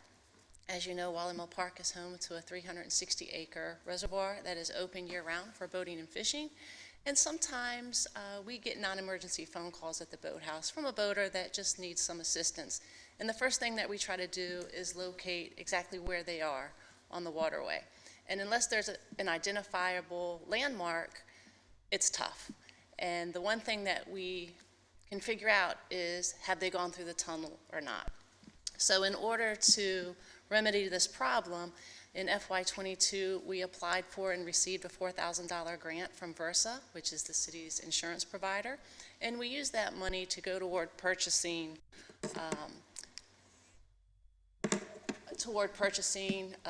industrial marine grade numbered buoys, and this is buoy number 1 as it's installed at Wally Mill Park. So what we did, we installed the first buoy, and we just left it sit for about 3 months. We wanted to determine if our installation method was going to work, and we wanted to ensure that there was going to be little drift before we started to install the other 18. So we strategically placed buoys throughout the reservoir, making sure that no matter where you are on the lake, you can see one of these buoys. And so once we let them sit for about 6 months once we installed them all. And once we were satisfied with each location, we geo-pointed each buoy. So we mapped the longitude, latitude coordinates, and we also determined the water depth. And then we took that information and we mapped it, and we have provided it to the fire department and also to the 911 call center. So regardless if a call comes into our boathouse or to 911, as soon as the caller can identify the number on the buoy, within seconds we can identify where that boater is on the waterway. So I'm happy to answer any questions that you may have. Well, I think it's a great idea. The lake is a little bigger than one might imagine, particularly if we're out there and in need. And so I think your observation of the need to put these up was good, and I think it's even better that you were able to find a grant through the insurance company to pay for that. So good news and good work. Thank you. Yeah, great idea, and the opportunity to implement another safety measure as much as the lake is used for fishing. I know that's got not only a comfort level for staff, but comfort level for people that are on the lake. And as the mayor stated, the grant, thank you for seeking out the grant funding to make it happen. Thank you. I can't promise that I won't someday be someone calling from the middle of the lake, because we kayak in our family. It's proven to work. We've And had now calls. I It's feel proven to more work. self-assured going out, by myself, knowing that these are there. So in all honesty and sincerity, thank you. This is really fantastic development. Thanks. Yeah, I just want to reiterate what the others have said. What a great idea, and glad you were able to find a grant to pay for it and to get them into use.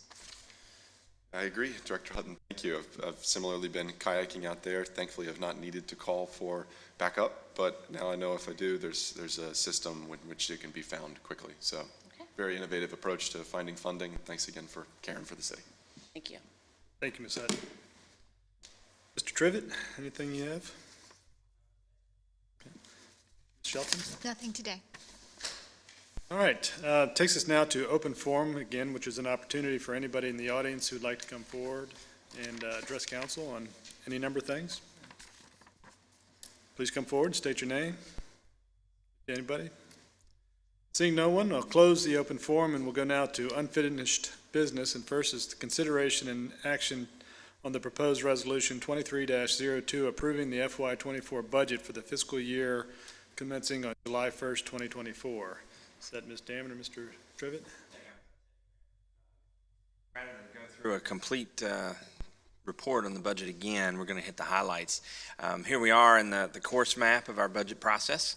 As you can see, we're in May, and the City Council's charter requires us to adopt in May, so that's what we're hopefully going to do today, and that'll take us right through to implementation of the budget in July, and then, of course, the carrying out of the budget in the rest of the remaining year.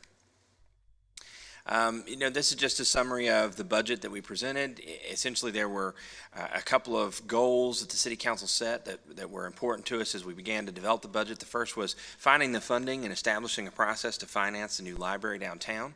The second was to address benefits for the city employees. And the third was to somehow begin to establish a plan for completing the merger of our redevelopment housing authority with the city government that began a long time ago.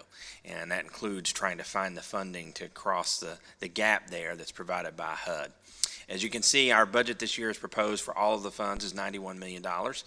That's a little bit less than last year, of course, but still more than is normal for the city of Williamsburg. And that's just reflecting the fact that we have a whole host of pretty expensive capital improvement projects that are reflected in the budget, as well as some residual one-time revenues that have to be recognized.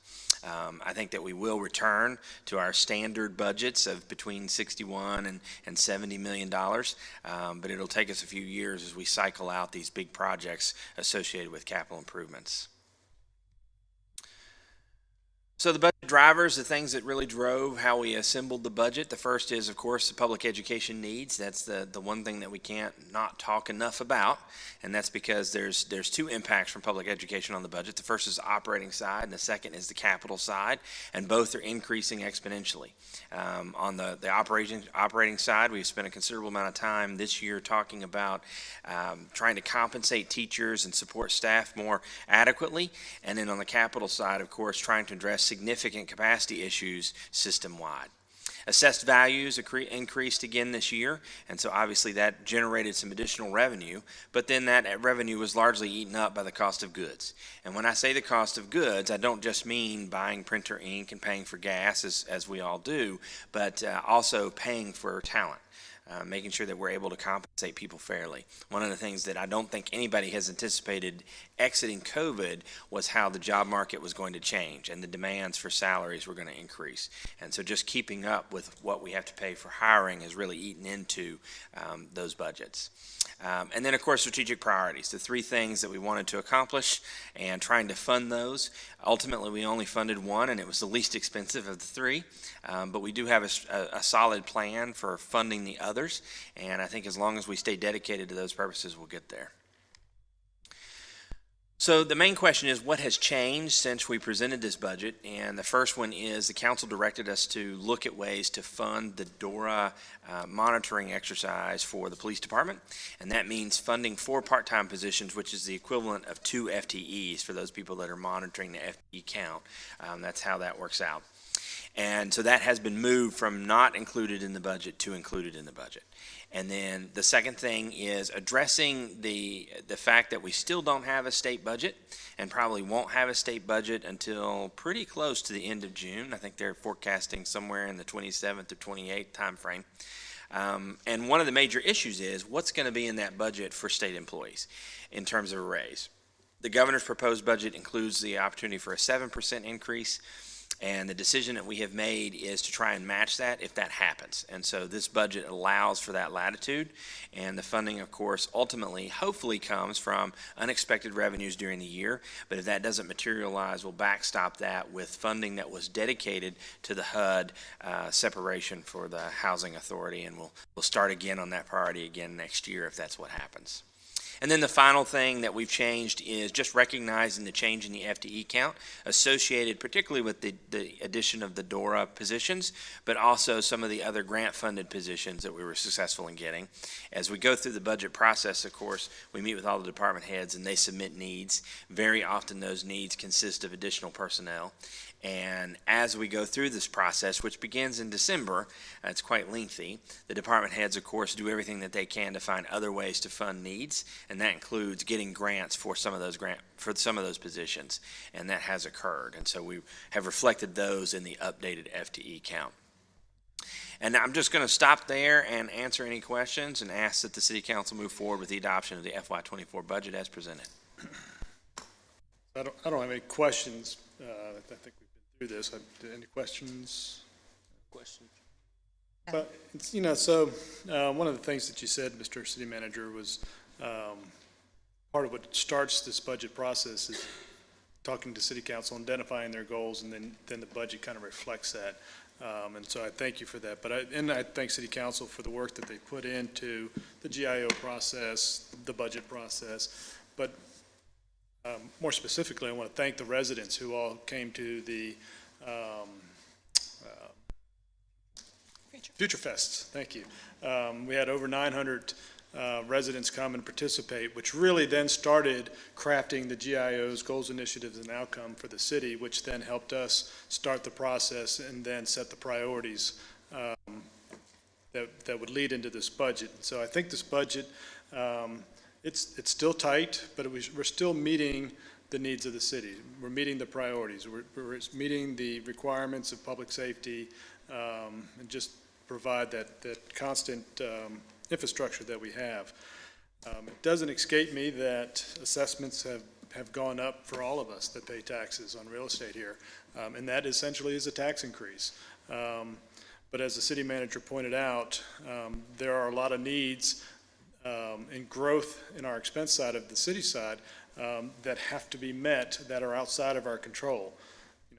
Growth in the expenses at schools, the future needs for the capital improvement plans there, inflation. But I think, one of the things that we often take for granted is how we provide the services to our residents, and that is through people. And it is becoming extremely difficult, even in your own industries, if you work outside the city, to find and retain good qualified people.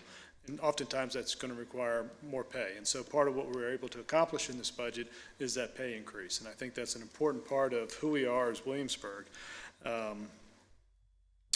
So again, I recognize that, assessments have gone up, but expenses have as well. And we're able to meet those expenses through that additional revenue coming in through assessments, but keeping that rate the same. To that, absent increases in assessment, the rate would have to change to get us to where we are today. So I'm very comfortable with the budget and ready to proceed. Mr. Vice Mayor? Thank you, Mr. Trivett and Ms. Dameron. I know you spend a lot of long nights in preparation of the budget, and specifically for making some last-minute changes as requested by council for the DORA program, and to all the city staff who takes time to compile their budgets. And although we can't meet all of the needs all of the time, we do our best to keep the city moving forward and meeting the needs of the department head. They know their needs better than we know them. But as the mayor stated, without those increased assessments, we may not have been able to do as much as we did. And I agree that anyone you talk to that's in private business, whatever their career field, they're having a problem attracting employees, and turnover is a situation that everyone's facing, and we're trying to prevent some of that by staying on the competing with our other localities and keeping our salaries where they need to be. So again, everyone's put a lot of work into the budget, and I think we're at a point we can approve it and move forward. Yeah, I echo the substantive comments of the mayor and vice mayor, and also just want to comment on it. I think that this is my first time having gone through the process, at least starting in January, and I was just sitting here getting wistful thinking about our Valentine's Day budget retreat and thinking about how really, by this point, it really does feel like we've really thought through everything. So many questions have been answered. We've taken so much feedback. We've thought through it as individuals, at a collective, and I really congratulate and thank the staff, and particularly Mr. Trivett and Ms. Dameron for such a very thorough process that I feel that where we're here today, we feel confident we know what we're looking at and what we're doing, and I'm just really appreciative, especially for somebody who's first time doing it on this side of the table. Thank you. Thank you both and everyone for all that's gone into the budget development. And one thing that stands out to me is what the mayor talked about with the future festivals. I mean, it's not like we're stagnant. We don't stay the same. We always are striving for a new way to gather information, to get community input. And I think that's very important because it helps us develop those GIOs, which I didn't know until I became a member of council is what drives the budget. And so I think that's an important thing, to always stay fresh and new and innovative with how we gather that information and then translate it into the GIOs and then into the budget. So thank you all for always being creative, dedicated, very professional. I'll echo that. Thank you very much for all the department heads and your staff for helping create this budget, certainly for Director Dameron, for what I'm sure were many late nights working on it. Seeing this higher price, or higher, I should say, size of the budget at 91 million, with last year being in the triple digits, whereas a normal Williamsburg-sized budget is closer to 60 million historically, is always a bit of an eye-popping moment for me. But I think it actually reflects some of that community input we were able to receive from the future festivals, and also the city's intention to still try to budget conservatively in borrowing for some of our capital improvement projects, such as a potential library redevelopment, certainly the police station redevelopment, earlier, so that that debt service does not compound later and therefore need to be passed on potentially to the citizenry, which is not something we'd ever want to do. So I know that we still, even in this budget where there absolutely were assessment increases, tried to consider the best health of Williamsburg, and did so in a way that the citizens, I hope, felt were included every step of the way, whether that was through the letter sent to all real estate owners within Williamsburg, or the online accessible tool that is still up there around try your hand at balancing the budget. We want to be transparent. That's something I know will continue years to come. So I'm excited to support this budget for the reasons mentioned. DORA ambassador, I think, will be a great addition, but particularly for the COLA increase. I'm excited for the investment in city staff, and I look forward to supporting it. Thank you. Any other comments? It's the pleasure of the board. So I move that City Council adopt Resolution 23-02, budget adoption for the fiscal year 2024. Second. Okay, would you call the roll, please? Mr. Rogers? Aye. Ms. Ramsey? Aye. Mayor Pons? Aye. Vice Mayor Dent? Aye. Ms. Kernscher? Aye. Thank you. I believe we don't find ourselves in that. Okay, so it takes us to item B, consideration and action regarding the appointment of the city manager to the Williamsburg Redevelopment, the Williamsburg Regional Library Board of Trustees. Do you have a motion, or anybody? I do. Comments? No? No, this was just a housekeeping issue. We forgot to make this appointment back in January, so we're trying to catch up. So I move that City Council appoint the city manager to the Williamsburg Regional Library Board of Trustees for a second term. Second. Okay. Mr. Rogers? Aye. Ms. Ramsey? Aye. Mayor Pons? Aye. Vice Mayor Dent? Aye. Ms. Kernscher? Aye. Thank you. Takes us now to new business. First is the consideration and action on Resolution 23-03, a resolution of the Williamsburg City Council approving the issuance of a tax-exempt revenue bond by the Williamsburg Economic, the benefit of Provident Group, a Williamsburg property LLC. Ms. Adams, welcome. Thank you. Good afternoon, Mayor Pons and members of City Council. I am excited to be here with you today to share a bond application that came before the EDA last month. So the project partners are Provident Group. They are the bond applicant. They've partnered with William & Mary on the implementation of Phase 1 of William & Mary's Housing and Dining Plan. That plan really centers around modernizing the campus, providing an elevated experience for students, faculty, and staff. The project will add or replace 1,994 beds and add an 800-seat dining hall. The bond application is for a dollar amount up to $350 million. That dollar amount will be finalized June 14th. So to date, in March, the application was received. A public hearing was held at the April EDA meeting.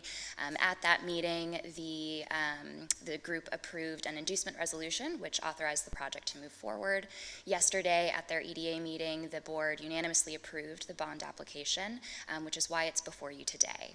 Bond counsel for the EDA attended both of the EDA meetings and assured the EDA that if Provident Group were to default on their loan, loan, no EDA member, council, or council member, or the city of Williamsburg would be held accountable. So today, we are asking for consideration of approval of Resolution 23-03. This is required in accordance with Section 15.2-4906C of the Code of Virginia, which requires that City Council have final approval on any bond issued by the EDA. With that, I thank you. In the group, or in the audience today, we have Sean Hughes, who is the Associate Vice President of Business Services and Organizational Excellence for William & Mary. I'm sure he'd be happy to answer any questions related to how this project will impact William & Mary's campus. Well, thank you, Ms. Adams, and thank you, Mr. Hughes, for being here. I don't know that I have any questions, I think, and others may, but for me, I think we're fully made aware of what's going on campus and this 10-year strategy to renovate or rebuild 80% of their housing and dining stock benefits the university, certainly benefits all the students and faculty there, but overall it's a benefit to the community. So I'm glad that the EDA got behind this and supported it, and as will I. Thank you, Ms. Adams. And I did some research on this process to make sure that I understood it, and I saw that a lot of universities use a similar process through their EDA. But outside of the benefit that it brings to William & Mary and the community with this Phase 1 plan, what other benefit is there for the EDA and the city to continue in this process? Absolutely. So there are bond fees associated with the project. The applicant has the choice of either paying all of those bond fees up front or paying it over the life of the loan. So this applicant has chosen to pay them all up front. If everything goes according to plan, they plan to close on June 29th, at which point a dollar amount will come to the city. The dollar amount will not be finalized until they finalize their full loan application.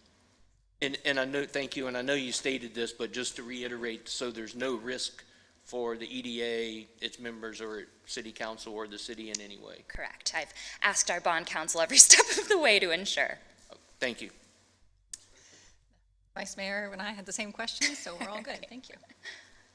Thank you, and as the liaison to the EDA, I've been aware of the process and fully support it, and this is an anomaly. I mean, this is something standard within EDAs, and I believe ours has done something similar even before I joined council. Correct. So fully support it.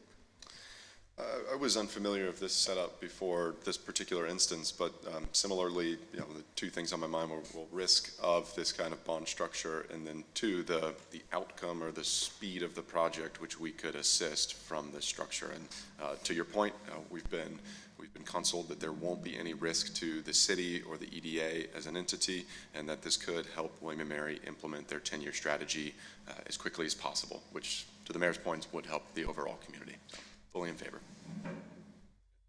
Thank you, Ms. Adams. Motion? So I move that City Council approve Resolution 23-03. Second. Ms. McKay, when you're ready. Mr. Rogers? Aye. Ms. Ramsey? Aye. Mayor Pons? Aye. Vice Mayor Dent? Aye. Ms. Kernshire? Aye. Okay, it takes us to item B, consideration and action on the request from William & Mary for an award of $5,000 from the Tourism Promotion Contingency Fund for the 16th Oxford Conference on modeling and the neutral control of breathing. Barbala. Yes, good afternoon, Mayor Pons and members of City Council. I'm here today to present the Tourism Promotion Contingency Fund application for the 16th Oxford Conference on Modeling and the Neural Control of Breathing. Before I discuss the application, I want to give a brief refresher on the TPCF program here. As you can see, it was adopted in 2015, and it's designed to increase overnight visitation to the city, basically by providing startup funds for new events or existing events or programs that offer something new or expanded. It is not designed to provide year-over-year support for repeat events. There have been some TPCF applicants in the past who've gone from this program to becoming outside agency recipients. The budget for this year is $150,000. We're already in May and none has yet to be expended. And then this, you can see past approved projects here include Williamsburg Downtown Field Days, Culture Fix, the Global Film Festival, which is now the Ampersand International Arts Festival, the Association for the Study of Worldwide African Diaspora, which is, or short OSWAD for that, and I'll be coming back to that one in a minute. It will be related to this application. And that brings us to the application. I believe that our applicant, the chair of the 16th conference, Mary Professor Christopher Del Negro is present. And if you have any questions about the content of the conference, because that is well out of my area of expertise. But it was founded in 1972. The conference is held every 2 to 3 years in various countries around the world. I believe the last one was last year in Japan. So while this is a fairly niche kind of group, it is a conference, but it does bring about 250 international attendees to the area for 5 nights, which is good for tourism. That means they're out downtown spending, shopping, dining, contributing to our economy. So looking back at past applications, as you see here, the request is for $10,000 to help offset the costs of the venue rental, which is the Williamsburg Lodge. OSWAD that we awarded in 2019 is comparable in that it was a conference coming to the area, again, a niche group coming to the area, and at that time, the city awarded $5,000. So city staff reviewed the application and felt that $5,000 was a reasonable amount for this award, and that is the recommendation. Well, thank you, Ms. Scrabala. You know, going back to the early days of the Tourism Development Fund, this was exactly kind of what we were hoping to be able to support, encourage. One could argue that, well, it's already coming, why go and support it? But I think just in the sense of being a good community partner, I think it makes good sense to support this.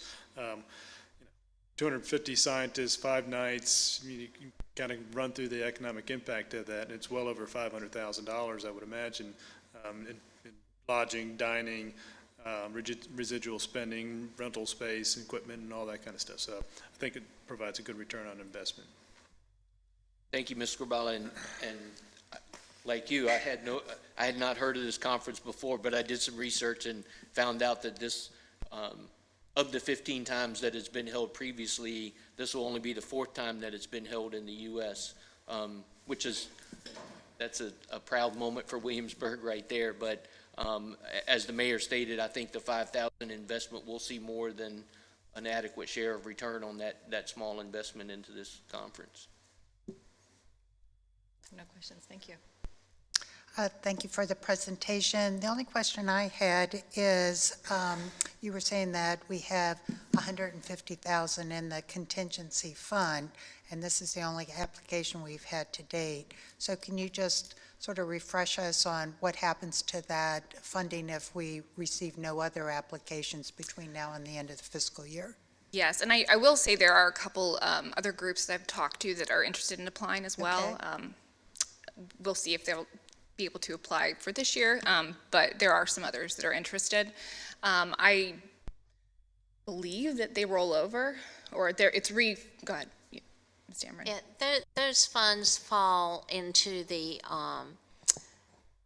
remaining funds available for the development grant, is what happens. Okay. So they go back to the TDF. Okay, thank you. That's the only question I had. Thank you, Ms. Scrabala. I don't have any additional questions. In 2019, I got to attend the OSWAD conference, and completely different focuses, but I remember really being impressed by a broad swath of academics from a space I wasn't familiar in, coming in and bringing in their expertise to Williamsburg, including renowned authors like Ta-Nehisi Coates. So I have no doubt that in the same space, but a different focus, we'll see this conference provide a benefit for Williamsburg. So I move that City Council authorize $5,000 from the Tourism Promotion Contingency Fund be awarded to the 16th Oxford Conference on Modeling and the Neural Control of Breathing. Second. Ms. McKay? Mr. Rogers? Aye. Ms. Ramsey? Aye. Mayor Pons? Aye. Vice Mayor Dent? Aye. Ms. Crontier? Aye.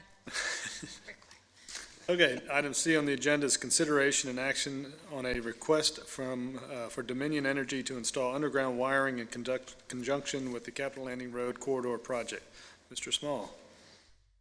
Thank you, Mr. Mayor, Vice Mayor, and members of council.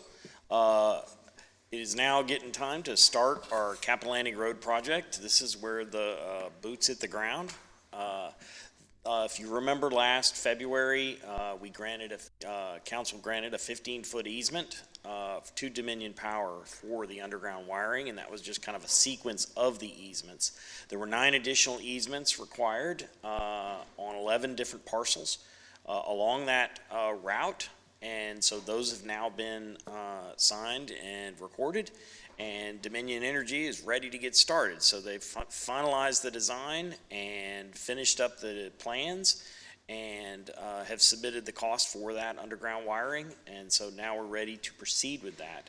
And that cost is $1,663,484 and 67 cents. That's probably for that extra little piece of wire. And what I want to, this is actually in line with a lot of our other underground wiring projects as far as the cost per linear foot of wire. And I actually looked at this, and it's right around $434 a linear foot. So. Just to kind of show you, these are the locations of where the underground wiring. This is Bypass Road is the kind of the road over to the left side of the thing. You can see the red lines representing the Dominion Energy transmission lines, and then to the north is to the right of the screen with Merrimack Trail and Spring Arbor Retirement Community at the north of that, or just above that on the sheet. The underground portion is going to be everything that you see in purple. That's all the way from Bypass Road, all along the corridor, mostly on the east side. Then we have strategic crossings to provide services, as well as at Parkway Drive and a few of the other streets, so that we can get those services to all of the customers along that corridor. There's a small section of basically just overhead relocation where we're going to keep the poles and the wires. A lot of this is related to, because of the way we have to cross the Dominion Energy transmission lines, there's actually a lot of other pipelines that run parallel to that. And so it's really difficult to get underground wiring through that corridor. And so what we're doing is we're going to go back up on the poles where we can't take the transmission lines down anyway, parallel it as we cross the road, and then run along the edge of the trees so that we kind of hide those overhead lines a little bit so that they're not as obtrusive. And that's just for a short distance. And then everything on the opposite side of the road, on the DMV side, the old DMV property, and over to Brandywine will also be underground. And with that, any questions? So obviously a little disappointed that we can't get it all underground. When you say that the lines that will cross Capital Landing Road will be parallel, not at the same plane though, I'm sure. What's that? Not at the same level. Correct. The Dominion lines are much higher, and so the lines that cross in this project be at the kind of the standard height that we see there now. The standard height, the ones that are being relocated, those will be approximately the standard height because we've got to go underneath the transmission lines, which are, some of them are lower, some of them are a little higher. And then we will cross Capital Landing Road kind of right in the same area as those lines so that it's not as noticeable. Those lines be parallel with one another, or will they be stacked? Parallel as much as we can. Thank you. Thank you, Mr. Small. Any timeline on start and completion? I wish I could tell you at that. I know there's a shortage right now on, it's very difficult to get transformers and other switch equipment, the major equipment, but I'm hoping that we can get started on some of the drilling and installation of the underground wiring. I'd like to hope to get started in the next month. Thank you. Thank you. No questions. I have no questions. I just know we've waited a long time to see this first sort of step in the action to improve Capitol Landing Road. So glad we're at this point now. I have no questions either. One of the things I remember well from my first few weeks on council was talking to Director Clayton, who had overseen the undergrounding of wires along Richmond Road and how it was much more picturesque along that area. So with all the plans we have for Capitol Landing Road, I'm excited we'll put some underground. That was a long time ago, too. Probably before he was born. Okay, any additional questions, concerns, thoughts, motions? So I move that City Council authorize the city manager to execute a letter authorizing Dominion Energy to proceed with underground wiring on Capitol Landing Road for a cost of $1,663,484.67. Is there a second? Thank you. Ms. McKay? Mr. Rogers? Aye. Ms. Ramsey? Aye. Mayor Pons? Aye. Vice Mayor Dent? Aye. Ms. Kernchenre? Aye. Takes us to item D, consideration and action regarding the bids for the 2023 street resurfacing schedule. Mr. Small, since you got the podium.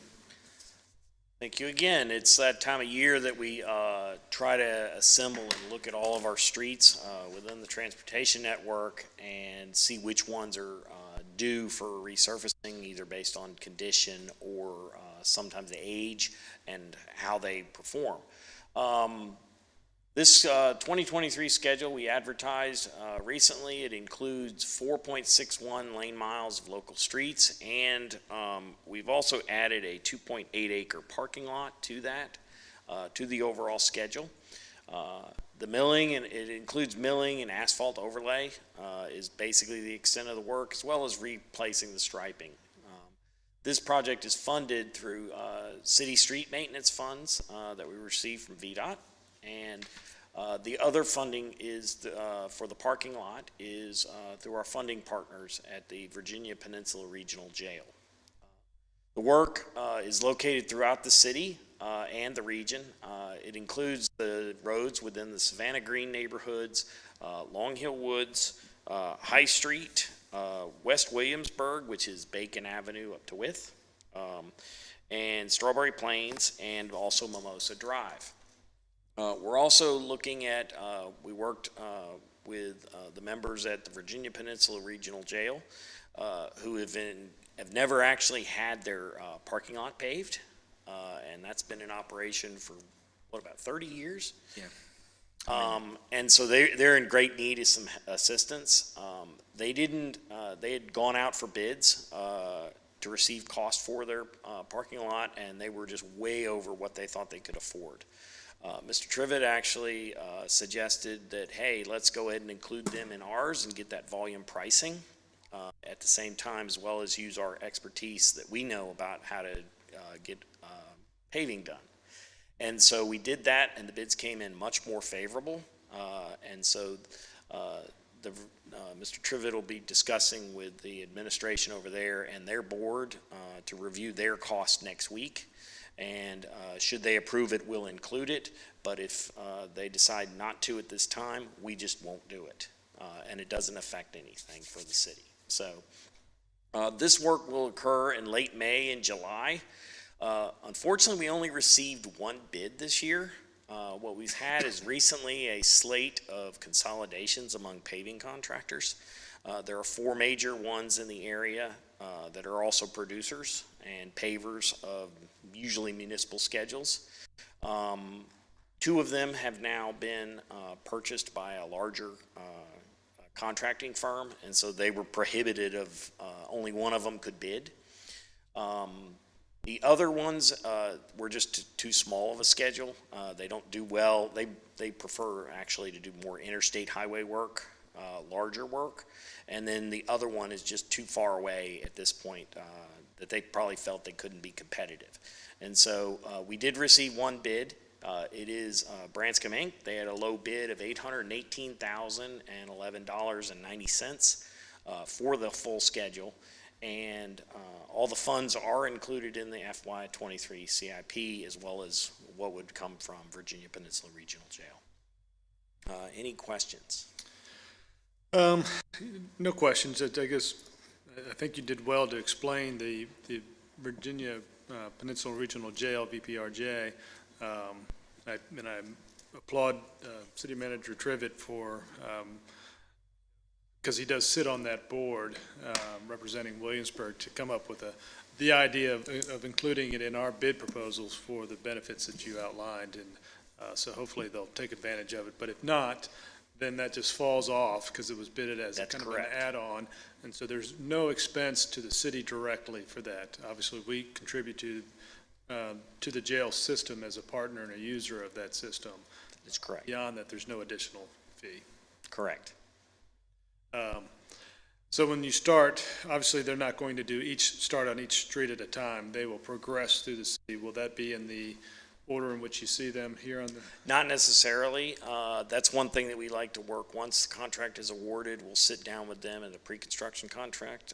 They have, I believe it's 90 days to complete all of the work. I suspect they'll be able to complete it a lot faster than that. And so what we do is we ask them, in which order would you like to work it? And then we'll start to put out the notices in those orders to make sure that it progresses through. And obviously, you'll be mindful of, for example, in that stretch from in West Williamsburg Height, there's a lot of students in that area. and Exactly. they're leaving for the summer, and so, Yeah. thank you, Mr. Small. Mr. Vice So, Mayor. Mr. Small, because there's only one bid, We do. with your past experience, that you consider that, Well, if you recall, last year, we only received 2 bids, and we had a similar issue. The other 2 just decided not to bid.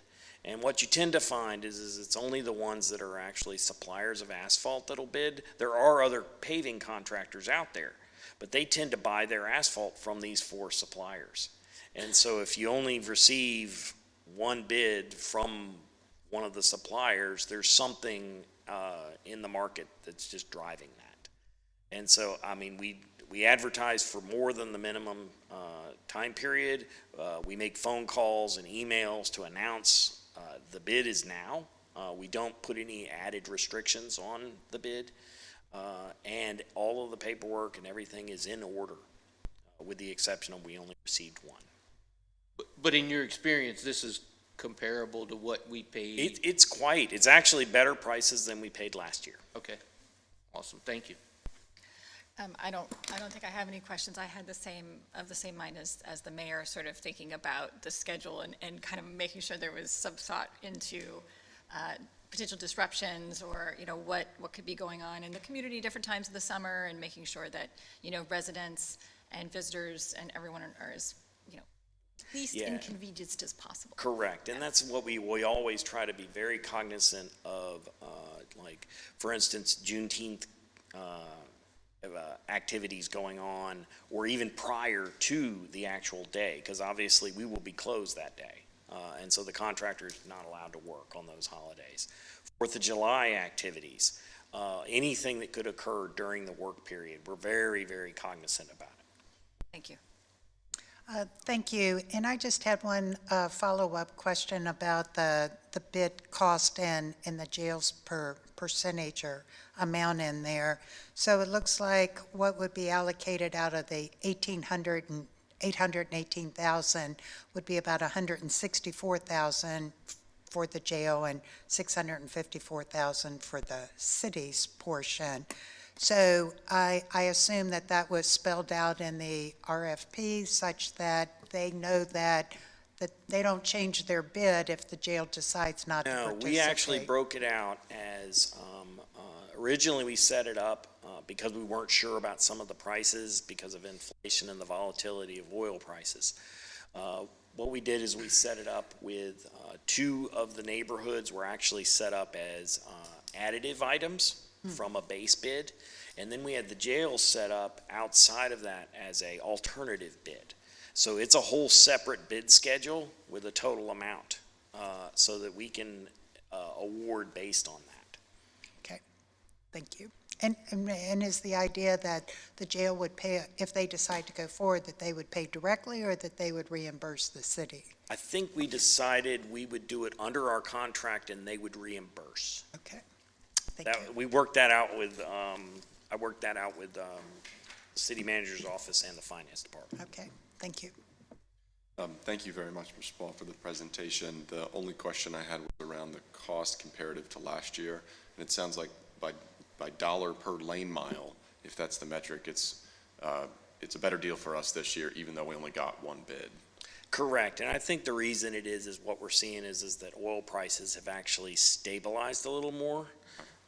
And that was kind of part of the issue last year was really whether the workforce was there as well as oil prices were much more volatile. And so what the contractors and the bidders have to do is take into account some of that risk.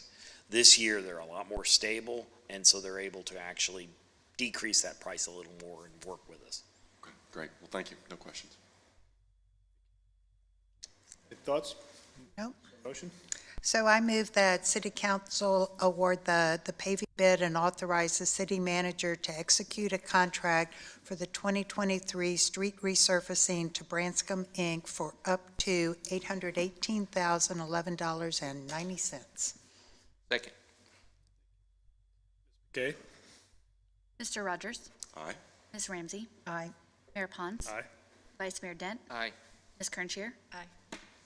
Okay. Takes us to closed session. I believe we have some items, Mr. Vice Mayor.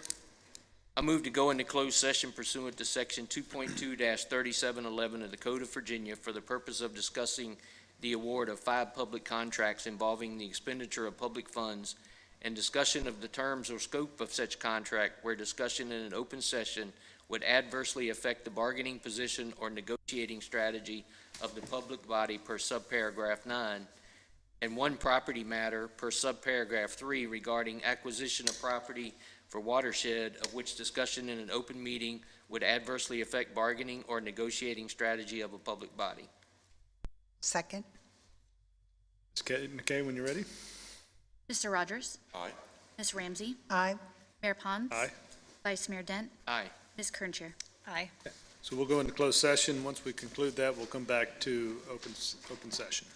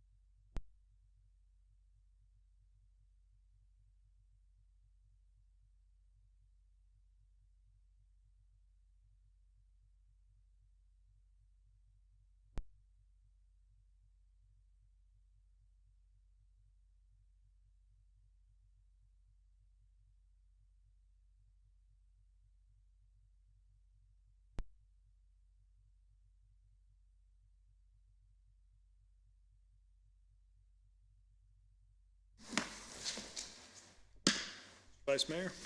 I move to approve the certification of a closed session pursuant to Section 2.2-3712 of the Code of Virginia. Second? Ms. McKay? Mr. Rogers? Aye. Ms. Ramsey? Aye. Mayor Pons? Aye. Vice Mayor Dent? Aye. Ms. Kerntier? Aye. I move that we adjourn. Second. Okay.